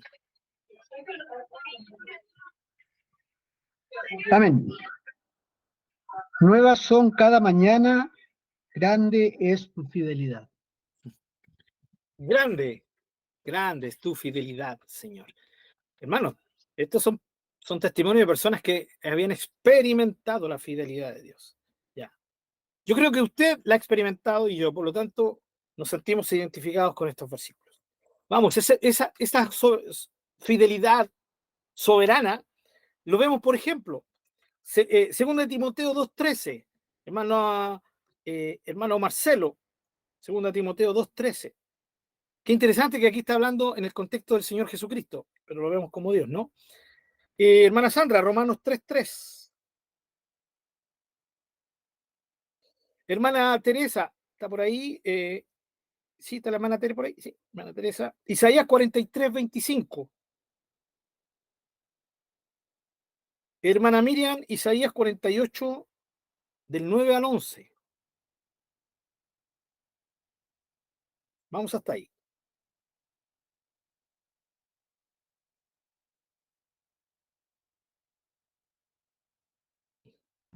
¿Leo nomás, pastor? Sí, por favor, 2 Timoteo 2:13. 2 Timoteo 2:13. Si fuéramos infieles, Él permanece fiel. Él no puede negarse a sí mismo. ¡Wow! ¡Qué tremendo! El contexto está hablando de Jesús, pero claramente este es el contexto en que se ve al Señor Jesucristo como Dios. ¿Ya? Fíjense, aunque nosotros fuéramos infieles, Él permanece fiel. ¿Se dan cuenta? Cuando hablamos de que algo es soberano de parte de Dios, significa que es porque Él lo ha decidido, que es porque es su voluntad. Él ha querido que sea así. ¿Ya? Y aquí nos está mostrando de que efectivamente Él ha decidido ser fiel. ¿Ya? No, Él no es fiel por los méritos nuestros, sino que es fiel porque Él ha decidido ser fiel. Y esto lo muestra, porque si tú y yo somos infieles, Él sigue siendo fiel. No, qué tremendo. ¿No es digno de adorar por esto, hermano? Yo creo que sí, yo creo que aquí está mi motivación para el próximo culto. ¿Sí? Te voy a adorar por tu tremenda fidelidad, Señor. Qué maravilloso eres. Romanos 3:3.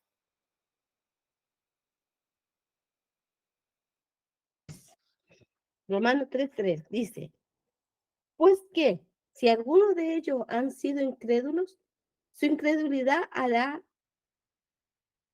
a ver, me perdí, su incredulidad habrá hecho nula la fidelidad de Dios. Ya, responde usted misma esa pregunta, hermana Sandrita.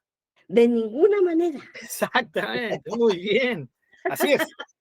La ¿Sigo? incredulidad nuestra, nuestras fallas, ¿sí? Nuestras incapacidades, como lo es la incredulidad, ¿sí? Nuestras imperfecciones, como lo es la incredulidad, ¿anulará la fidelidad de Dios?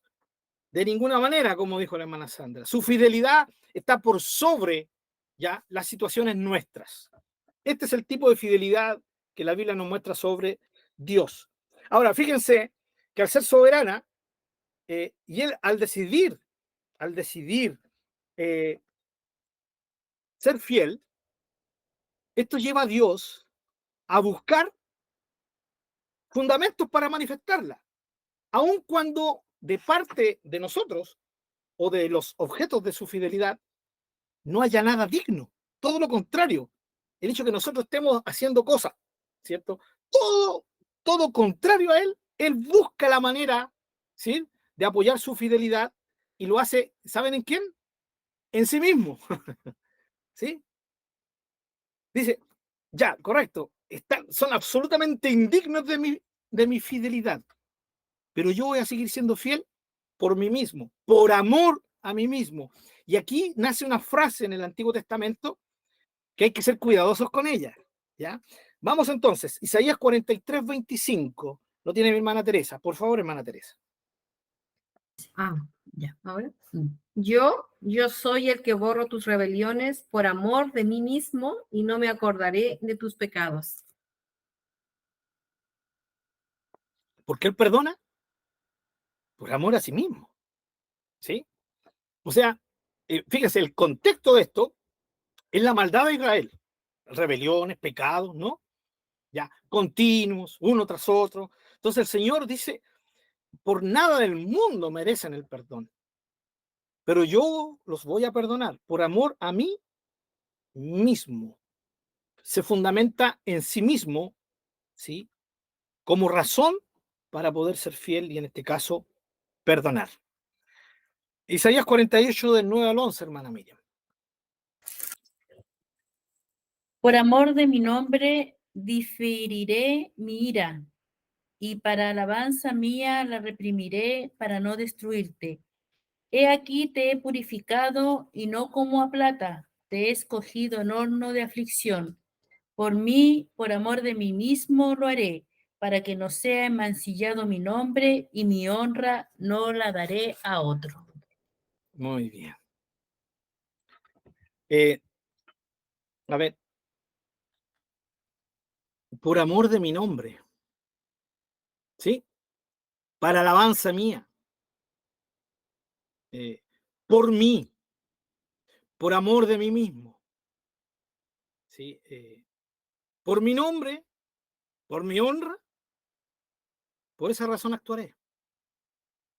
Hermanos queridos, esta expresión, por amor de mí mismo, ¿en qué sentido puede ser malinterpretado? En el sentido de que se puede llegar a creer que la motivación de Dios para actuar es el mismo, exclusivamente, ¿sí? De hecho, la palabra de Dios dice en muchas partes, especialmente en el Nuevo Testamento también, donde Él actúa para su gloria, para su alabanza, ¿sí? Y no hay ningún problema en que Dios actúe para que Él sea alabado y para que Él sea glorificado, porque al final nosotros entendemos que Él es digno de aquello, ¿sí? Él es digno de aquello. Pero cuando dice por amor de mi nombre, lo que sencillamente está queriendo decir es que no encuentro ninguna otra razón, dice el Señor, ninguna otra razón para hacer lo que voy a hacer, ¿sí? Para ser fiel contigo, para no destruirte, para diferir mi ira, ya no encuentro otra razón. No hay ninguna otra razón. Entonces, solo me queda ante una nación, ante un pueblo tan rebelde como tú, ¿sí? Que pide a gritos mi juicio. Entonces, yo te voy a perdonar y lo voy a hacer basado en mí mismo, por amor de mi nombre, por amor a mí mismo, ¿ya? El Salmo 23, por senda de justicia, ¿sí?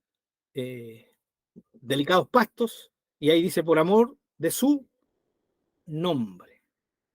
El término entonces, por amor de su nombre, no es que nosotros creamos que Él es un ser egocéntrico que lo hace por sí, ¿ya? Porque esto estaría en contra de lo que la Biblia, desde el Antiguo hasta el Nuevo Testamento, y lo estudiamos, ¿sí? Dice que se manifiesta Dios y lo lleva a manifestarse a Él como, ¿cierto? Basándose en su amor. Y el amor no busca lo suyo. Entonces, espero que quede claro, aquí está hablando de que su fidelidad, ¿ya? Va a ser inquebrantable al punto de que Él va a seguir siendo fiel, aunque nosotros no lo merezcamos bajo ningún punto de vista. Él va a mantener lo que Él dijo. En este caso, en el Antiguo Testamento, su pacto, ¿sí? De no destruir a Israel para siempre. Ese es el contexto que tenemos que ver aquí. Ser cuidadosos, hermanos. Esto entre nosotros, hermanos. Empecé a leer un libro muy... El título me encantó. Dice, se llama... ya se me olvidó el título. Les voy a decir al tiro el título, hermanos queridos, para que no sé si quieren buscarlo después. Se llama Alégrense las Naciones y es de un escritor al cual yo respeto mucho, he sido bendecido por muchos de sus sermones leídos. Sin embargo, creo que él entra en un terreno, aquí yo estoy hablando entre nosotros, hermanos, ya. Entra en un terreno complicado porque él justamente se basa en esto de por amor de mi nombre, para mi gloria, para mi honra, y describe a un Dios absolutamente apasionado por sí mismo. Y eso a mí me complicó, debo ser sincero, porque eso me muestra un ser que está motivado por su propia gloria, por amor a sí mismo, y eso echa por tierra toda la doctrina del amor de Dios a través de toda la escritura, en que lo muestra un ser, sí, absolutamente, como lo hemos estudiado, absolutamente perfecto, que no necesita de nada ni de nadie. Entonces, todo lo que él hace es puro, sencillamente lo hace por amor, por compasión, por bondad. Por lo tanto, un ser absolutamente, sí, en este sentido, extrovertido, que va hacia afuera. Él no necesita, sí, hacer algo para sí mismo, ¿ya? Sino que todo lo que redunda para sí mismo es fruto de su propia obra, ¿ya? Es fruto de lo que él hace. La idea que yo veo en la escritura, mis queridos hermanos, es que nosotros entendamos, él quiere que entendamos lo grandioso que él es, ¿sí? Lo maravilloso que él es. Y esto produzca en nosotros, de nuestro corazón, ¿ya? Una reacción, como lo vamos a ver al final de nuestro estudio, que nos quedan algunas clases por delante, ¿no?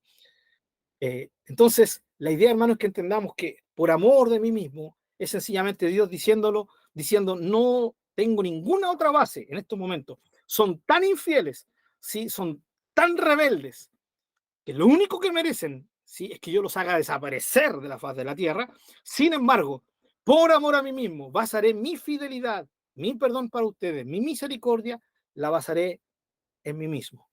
Hasta este punto, hermanos queridos, llega la fidelidad de nuestro Dios. Espero que haya quedado claro este punto. ¿Hay alguna duda? Por favor, háganla, sino para seguir. Entonces es una fidelidad soberana.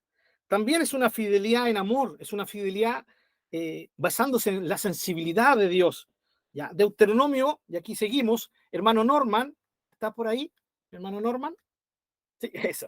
Deuteronomio 7, versículos 7 al 9. Y mire, hermano Darian, ¿estás por ahí?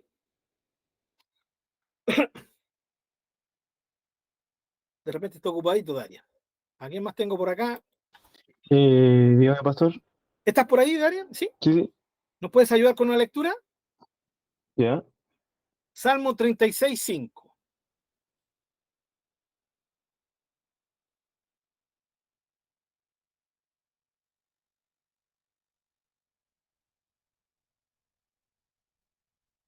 Bien, espero que lo hayamos encontrado. Lo hayamos encontrado.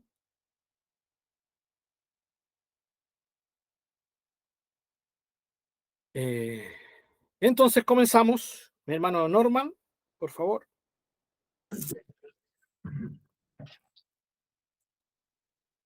El Señor no puso su amor en vosotros, ni os escogió por ser vosotros más numerosos que otro pueblo, pues erais el más pequeño de todos los pueblos. Esta es otra versión.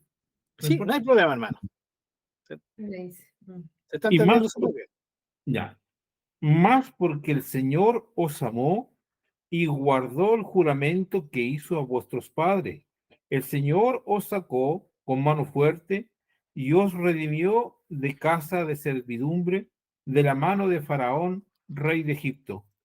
Reconoce, pues, que el Señor tu Dios es Dios, el Dios fiel que guarda su pacto y su misericordia hasta 1000 generaciones con aquellos que le aman y guardan sus mandamientos. Muy bien, gracias, hermano Norman. Este es uno de los pasajes tan hermosos del Antiguo Testamento, hermanos. Lo hemos tocado en varios estudios ya. No por ser ustedes más que todos los pueblos. No. Les ha querido, les ha amado el Señor o los ha escogido. De hecho, eran el más insignificante de todos los pueblos. Sino por cuanto el Señor les amó. Y fíjense, y luego dice, y quiso guardar el juramento, lo que le juró a sus padres. Eso es fidelidad. Fidelidad es que Dios prometió, hizo un juramento, hizo una promesa, y Él va a guardar esa promesa, cueste lo que cueste. ¿Sí? Fidelidad. Pero fíjense cómo relaciona el Señor el amor con la fidelidad aquí. Luego, en el versículo 9, después de decirle, es porque los amé que los escogí, ¿ya? Conoce pues Jehová, que Jehová tu Dios es Dios, Dios fiel. Y luego viene la confirmación, que guarda el pacto, Él guarda el pacto, porque es fiel, lo que Él ha prometido, ¿sí?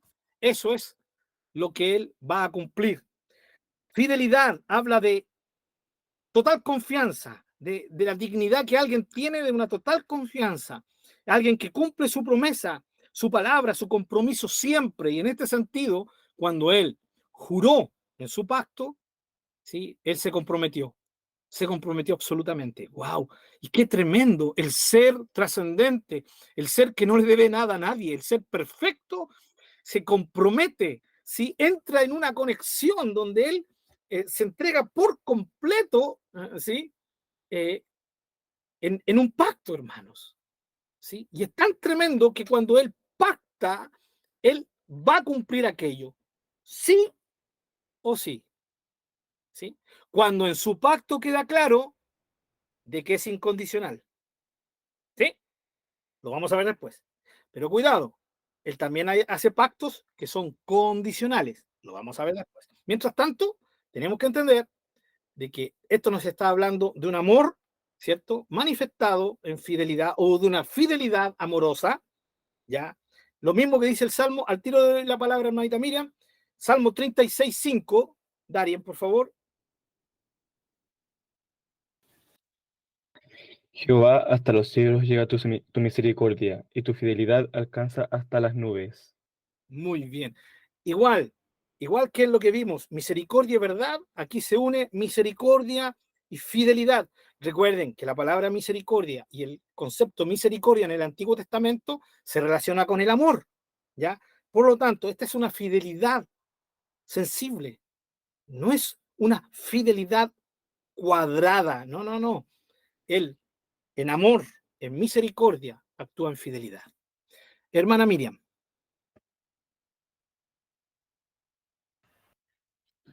Pastor, una consulta. Hermano Norma. Sí, usted hablaba de pacto. Sí. En la antigüedad, Dios pactaba con el pueblo o pactaba con las personas. Exacto. Ya. en este tiempo, ¿uno puede pactar con Dios? ¿El ser humano puede pactar con Dios? ¿O simplemente los pactos vienen de Dios hacia nosotros? Correcto. A ver, en el caso del Nuevo Testamento, tenemos que diferenciar a qué nos referimos con pacto, porque ustedes sabrán, lo habrán escuchado, no sé cómo será en sus congregaciones, pero también anduvo mucho de moda esto de pactar con Dios, ¿no? De hecho, no ha pasado, eso sigue siendo una moda en algunas iglesias, especialmente en iglesias que los llaman a uno a ofrendar, ¿no? Pacta. Esta es una palabra clave en un canal, ¿no? Susodichamente cristiano, ¿ya? No, no voy a dar el nombre del enlace para que nadie sepa a qué me estoy refiriendo en qué canal, ¿ya? Pacten, ¿ya? En este sentido, mi querido hermano Norman, en el Nuevo Testamento no hay ninguna base para creer que yo pueda pactar de alguna manera con Dios como se hacía en el Antiguo Testamento. Los grandes pactos del Antiguo Testamento era Dios pactando con su pueblo. Lo que hoy día se ocupa con pacto es tratar de darle a un nombre, entre comillas, más portentoso a sencillamente un compromiso con Dios, a comprometernos, ¿cierto?, en una promesa con Dios. Yo le prometo a Dios esto, ya, y a cambio Dios me da esto. Es un trueque, ¿no? Creo que hemos ido aprendiendo que Dios no necesita de nada ni de nadie, por lo tanto hay que ser cuidadoso cuando hablamos de pacto hoy. ¿Puedo yo entrar en un pacto con Dios? Eh, Creo que hay gente que cree que puede hacerlo y lo hace. Creo que la palabra de Dios en el Nuevo Testamento no nos da ninguna razón para hacer un pacto. ¿Qué razón tendría yo de hacer un pacto? No sé, voy a hacer un pacto con Dios y generalmente y tristemente, vuelvo a decirlo, siempre el contexto del pacto hoy en día en muchas iglesias, todo tiene que ver con plata, hermanos. Todo tiene que ver con plata. Y hermanos, el dinero en sí no es malo, pero el apóstol dijo clarito que la raíz de todos los males es el amor al dinero. ¿Sí? Cuando usted escucha a un pastor dar mucho énfasis al tema económico, usted sintonice otro canal, ¿sí? Sintonice otra radio, porque, hermanos queridos, parto diciendo que no necesitamos, los hijos de Dios no necesitamos estar haciendo un pacto económico con Dios. Eso es antibíblico completamente. Y por supuesto, ¿en qué se van a basar? En el Antiguo Testamento, hermano Norma. Pero si nosotros vamos a ver, y los vamos a ver los 4 pactos más importantes del Antiguo Testamento, los 4 nacen por iniciativa de Dios. ¿Sí? Ahora, alguien podía decirle, Dios, me comprometo contigo. Les doy un ejemplo, pero que no necesariamente es un pacto como los otros pactos de Dios, que es lo que Jacob hizo, ¿no? ¿Se recuerdan cuando Jacob va huyendo de su hermano Jeremías? De su hermano Esaú, ¿no? Y se encuentra ahí, toma una piedra, siempre me llama la atención esa almohada que usó, se acostó, durmió y tuvo un sueño, y ahí es donde él proclama esta famosa frase, esta es casa de Dios y puerta del cielo. Yo no tenía idea que era, ¿cierto? Casa de Dios. Y ahí Jacob hace un pacto, ¿no? En este sentido con Dios, un compromiso con Dios. Y le dice, mira, si tú me bendices de aquí en adelante, todo lo que yo haga, ¿cierto? El 10% de todo lo que yo gane te lo daré, ¿cierto? Dios no se lo pidió, Jacob lo hizo, nació de él, ¿sí? Pero fíjense que esto tendría que verse sencillamente como un compromiso, ¿sí? Ahora, alguien podrá decir, pero es que eso es un pacto. Bueno, pero no es un pacto que nace de Dios, ¿ya? En el Nuevo Testamento, nosotros estamos bajo un nuevo pacto que también lo hace Dios. Hebreos habla muy bien de este pacto. Jesús, en la Santa Cena, ¿cierto? En la primera gran y maravillosa cena del Señor, él dice, esta es la sangre del nuevo pacto. Siempre el pacto con Dios viene de él, en ese sentido hacia nosotros, mi querido hermano, y no de nosotros hacia Dios. Vuelvo a decir, lo que yo puedo hacer es un compromiso, comprometerme a algo con Dios, ¿sí? Pero recuerden que el Señor dice en Eclesiastés, si es mejor no prometer si no vas a cumplir. Así que mejor que no. Y creo que esto ocurre sencillamente porque los cristianos ya no tienen nada nuevo que hacer, entonces empiezan a inventar nuevas cosas. Y hemos descubierto, hermano, miren, todo el tiempo que llevamos estudiando y no lo hemos estudiado profundamente cada atributo de Dios, imagínense. Si cada iglesia se dedicara a esto, hermano, imagínense la riqueza, no necesitaríamos estar inventando que venga, haga pacto con esto, haga pacto con Dios y todas estas cosas raras que hoy día se dan. Estaríamos completamente ocupados en conocer más a Dios. Imagínense, vamos solamente, estamos ya recién en la cuesta final, ¿no? De los atributos de Dios. Después tenemos que entrar en la persona del Señor Jesucristo, después tenemos que entrar en la persona del Espíritu Santo, porque es Dios también. Tenemos que ver los nombres de Dios y recién a la conclusión. Así que ánimo, mis queridos hermanos, no se aburran. Sí, tengan ánimo, anímense, porque tenemos harto tiempo. Estoy seguro que el Señor va a venir antes que terminemos. Pero les vuelvo a asegurar, si la iglesia del Señor se enfocara en esto, no estaríamos en eso. Hermano Norman, espero que haya quedado claro, ¿cierto? Lo que veo yo en la Escritura con respecto a esto de pactar con Dios. ¿Sí? Si aún sigue la duda, mi hermano Norman, por favor, tienes toda la oportunidad para hacérmela. Hermano Marcelo, hermana Sandra. Gracias, hermana Norman. Gracias por ese like. ¿Cómo se le llama? Hermano Con Marcelo. respecto a Job 31:1, Ajá. aquí el pacto que hace Job del mismo para guardar lo que es su santidad o su, digamos, su comunión con Dios, cuando dice, hice un pacto con mis ojos, pues, ¿cómo pues había yo de mirar a una virgen? Es para cuidar su comunión con Dios, ¿no es cierto? Un Exactamente. pacto del mismo para en sí mismo. Exactamente. Ahí está clarito, ¿no? El pacta hace un compromiso, por eso tenemos que ver, ¿cierto? La palabra pacto, un compromiso.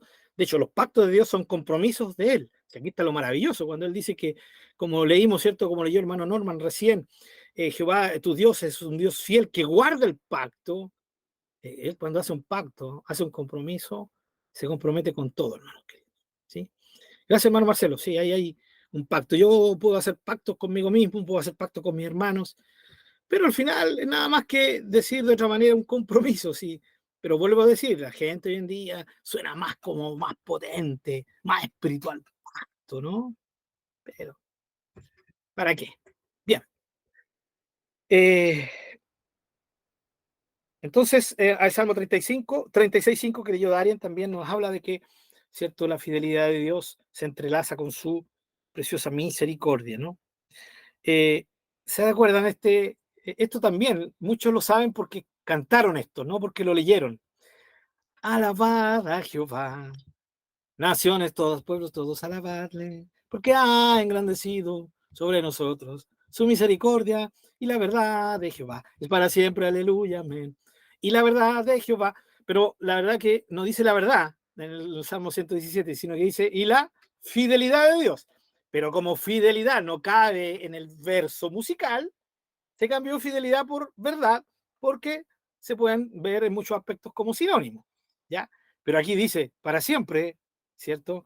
Y la verdad o la fidelidad es para siempre, aleluya, amén. O sea, estamos hablando de una fidelidad eterna. Salmo 119:90 dice, tu fidelidad es para siempre. Salmo 119:90. Tu fidelidad es para siempre. Aquí estamos viendo entonces una fidelidad eterna, ¿ya?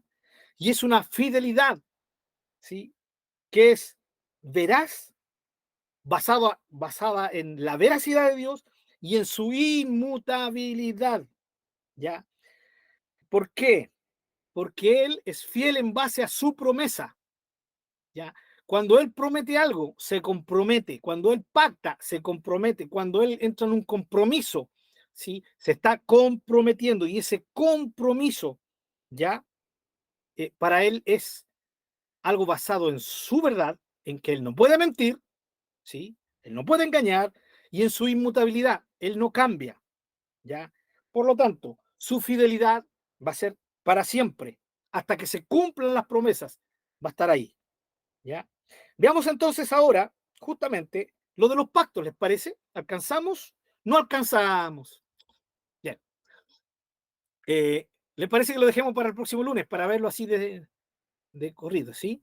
Mientras tanto, yo les voy a mandar los versículos, ¿les parece? Por WhatsApp, para que ustedes puedan ir leyendo. Vamos a ver cómo Dios se compromete a través de pactos. La fidelidad de Dios es en base a sus pactos, a sus compromisos. ¿Ya? El pacto con Noé, ¿sí? Van a descubrir ustedes, van a ver, ¿cierto?, que es incondicional. ¿Ya? El pacto con Abraham y su descendencia, o sea, de darle la tierra, ¿sí?, de crear un pueblo, de darle la descendencia de Abraham la tierra, ¿ya? Eso es incondicional. Ya vamos a ver el pacto del Sinaí, que claramente, si ustedes lo estudian, van a darse cuenta que es un pacto condicional, ¿sí? Condicional. Aquí es donde sale en Deuteronomio. No sé si lo has leído o le suena. Haz lo bueno y lo recto ante los ojos del Señor para que te vaya bien. Ahí hay una fórmula, clarito. ¿Quieres que te vaya bien? Haz lo bueno y lo recto ante los ojos de Dios. Pacto condicional, ¿no? Vamos a ver. Absolutamente condicional. Y por último, el pacto con David, que es incondicional en su perspectiva general, porque Dios dijo que su descendencia iba a estar sentado en el trono y de ahí iba a venir el Mesías. Eso es incondicional, se iba a cumplir sí o sí, pero es un pacto condicional en lo personal. Eso significa que si los descendientes de David eran perversos, rebeldes, el Señor los iba a sacar, ¿ya? Entonces, ya tenemos el pacto de David bajo las dos perspectivas, condicional e incondicional, dependiendo de la perspectiva. Esto lo vamos a ver con la ayuda del Señor la próxima semana. Y ahí vamos a tratar, mi hermano Dani, si estás por ahí, vamos a tratar, que se nos quedó el tema, ¿cierto? Los cuidados que tenemos que tener con el tema de la fidelidad de Dios, ¿ya? Primero, tener cuidado cuando nos agarramos de versículos bíblicos, especialmente del Antiguo Testamento, y los decimos, esto Dios me prometió a mí. Y no estamos entendiendo que el contexto dice que no es una promesa para mí, es una promesa específica para alguien en el Antiguo Testamento. Pero eso lo vamos a ver más a fondo, ¿ya? Porque tenemos que verlo a fondo para entenderlo, para que no haya malinterpretaciones, ¿no? Cómo las promesas de Dios son para nosotros y ser capaces de distinguir qué promesas son para nosotros y cuáles promesas no. Y por supuesto, dentro de los cuidados que tenemos que ver, el tema si Dios se arrepiente o no se arrepiente. Bien. Mientras tanto, mis queridos hermanos, que Dios sea fiel es algo supremamente maravilloso, inefable. Es algo, aquí es donde quedan, por eso, inefable, ¿no? Quedan cortas las palabras. Él no le debe nada a nadie, no me debe nada a mí. Y sin embargo, se compromete con todo, con todo. Por eso Él es digno de ser adorado y ser alabado por su magnífica fidelidad. Amén. ¿Alguna pregunta, mis queridos hermanos? Hermana Sandrita. Más que una pregunta, que me quedé maravillada, porque todos los atributos de Dios no se están todos entrelazados, son todos uno, porque es Dios. Pero me gusta esta parte donde estaban leyendo Deuteronomio 7:9, lo final, porque siempre uno dice hasta la cuarta, quinta generación, Sí. pero qué maravilloso es Dios, que dice hasta 1000 generación, su fidelidad por siempre. Y eso quería compartir porque como que me cautivó, así como ver la fidelidad de Dios tan hermosa como Él es. Eso, perdón. No, todo lo contrario. Gracias por su aporte, hermana Sandrita.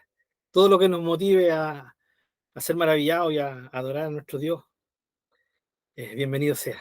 Hermana Miriam, hermano Norma o hermana Teresa, ¿quién de los tres?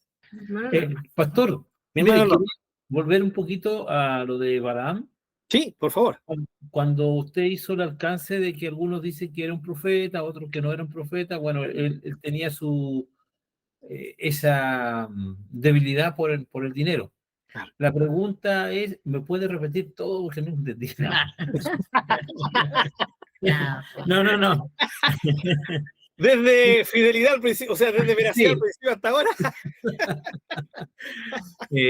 La pregunta es si Dios puede usar a cualquier persona, porque es un debate que tuvimos en la congregación, que algunos decían que sí, que Dios podía usar a cualquier persona y otros decían que no. Dios iba a usar siempre personas consagradas, a gente que Dios había apartado. Pero justamente salió el tema este del burrito. Si Dios puede usar a cualquier persona, usó un burro, dice. Por supuesto, ¿no? Entonces, la pregunta es esa: ¿Dios puede usar a cualquier persona? Bueno, bien, gracias por la pregunta, mi hermano Norman. Viéndolo desde el punto de vista soberano, Dios, al ser soberano, él puede hacer lo que él quiera, ¿sí? Pero aquí es donde tenemos que ver cuál es su deleite. Su deleite es usar a gente a vasos limpios, ¿sí? Vasos consagrados. Y aquí es donde hay un problema cuando vemos los dones, ¿ya? Cuando no comprendemos un poquito los dones, hermanos queridos. Dios nos da dones a todos. Cuando nosotros nacemos de nuevo, el Espíritu Santo viene a habitar en nosotros y 1 o 2 dones ya están ahí. Dios nos imparte dones conforme a su voluntad. No hay ningún hijo de Dios que sea un inútil y que no pueda servir al Señor con dones. Todos tenemos uno mínimo, un don, ¿no? ¿Cuántos? No sé. Ya. Eso lo sabe el Espíritu Santo nomás y uno lo va descubriendo a medida que va sirviendo. Entonces, aquí está el tema. Hay veces que los dones, lo que tenemos que entender es que los dones funcionan en los hijos de Dios y no necesariamente funcionan cuando uno está actuando santamente, siempre. ¿Sí? Puede darse el caso de que un cristiano ocupe este don, porque el don es como una herramienta, ¿no? Y puede estar ocupándolo, ¿sí? En un estado no de santidad. Y el don puede funcionar. El don no va a funcionar en su plenitud, pero sí va a funcionar. Puede ocurrir. Puede ocurrir. El tema es que eso demanda, ¿sí? Una responsabilidad tremenda. ¿Qué significa esto? Que la persona que ejerce un don y lo está ejerciendo no en santidad, eso va a tener serias consecuencias, ¿sí? Serias consecuencias. Aquí es donde entra, ¿cierto?, la santidad y la justicia de Dios.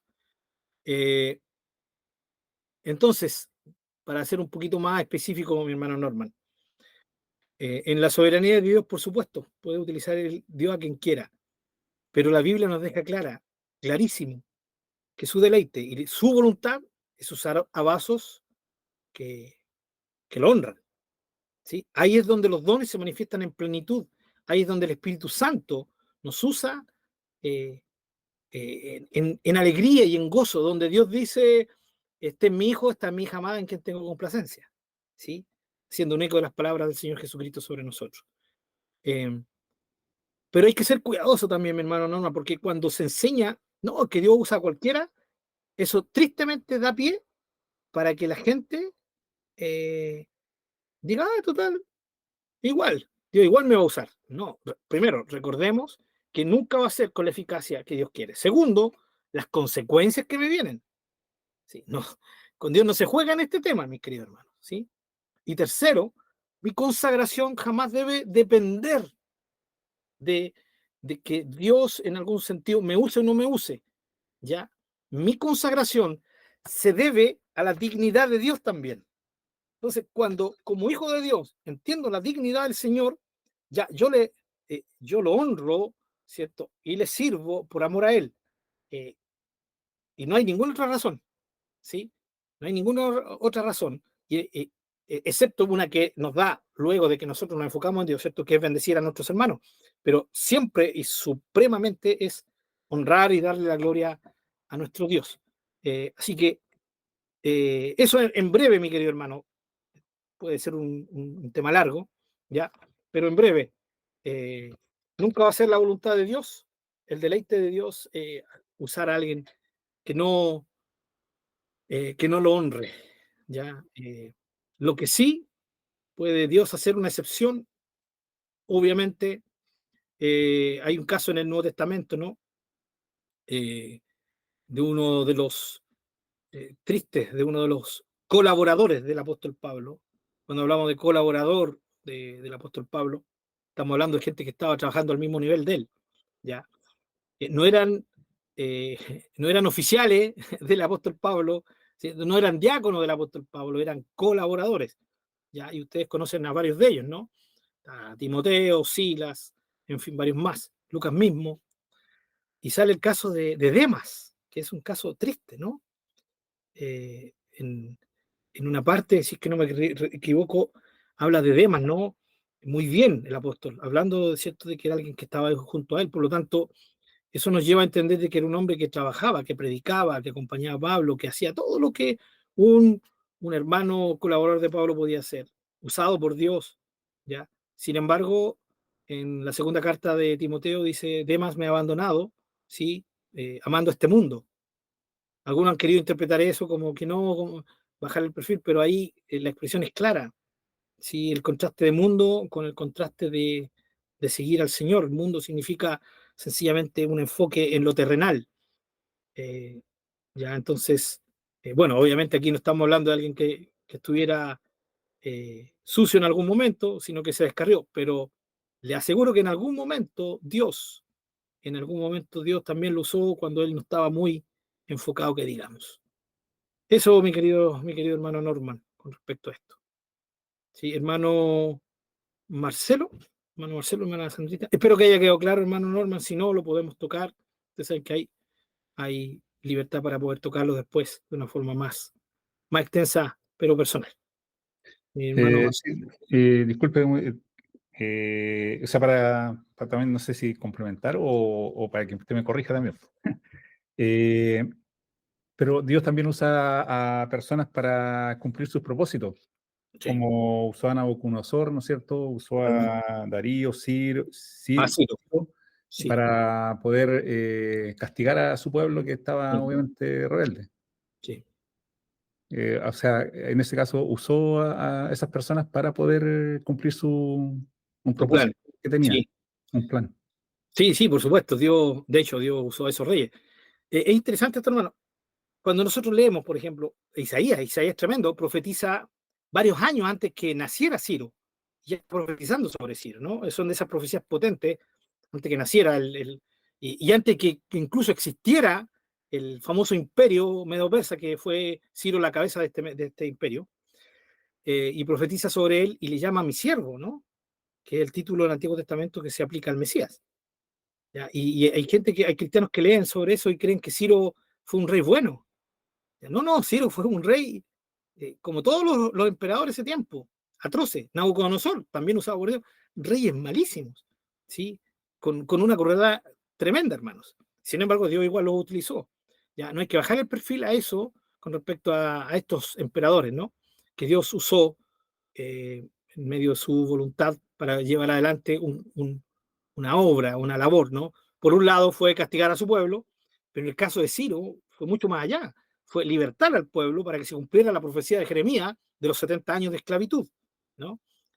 Ciro, tal como lo profetizó Isaías, Ciro fue el que abrió las puertas para que el pueblo pudiera volver después de cuando se cumplieron justamente los 70 años de la profecía de la esclavitud, ¿cierto? De la esclavitud en el imperio primero, el imperio babilónico, luego el imperio medo-persa. Sí, hermano Marcelo, por supuesto, ahí hay ejemplos donde Dios usa a gente así, ¿no? Eso, mis queridos hermanos, espero que haya quedado clarito. Cualquier cosita, vuelvo a decirles, por favor, se comunican, tenemos esa libertad, y animándoles, por favor, a que disfruten de la fidelidad de Dios. ¿Sí? Recuerden que Dios sea fiel es algo que lo enaltece tremendamente a Él. Y a nosotros nos debería llevar a estar rendidos ante Él, ¿sí? Para adorarlo, para amarlo, para agradecerle. Oramos al Señor.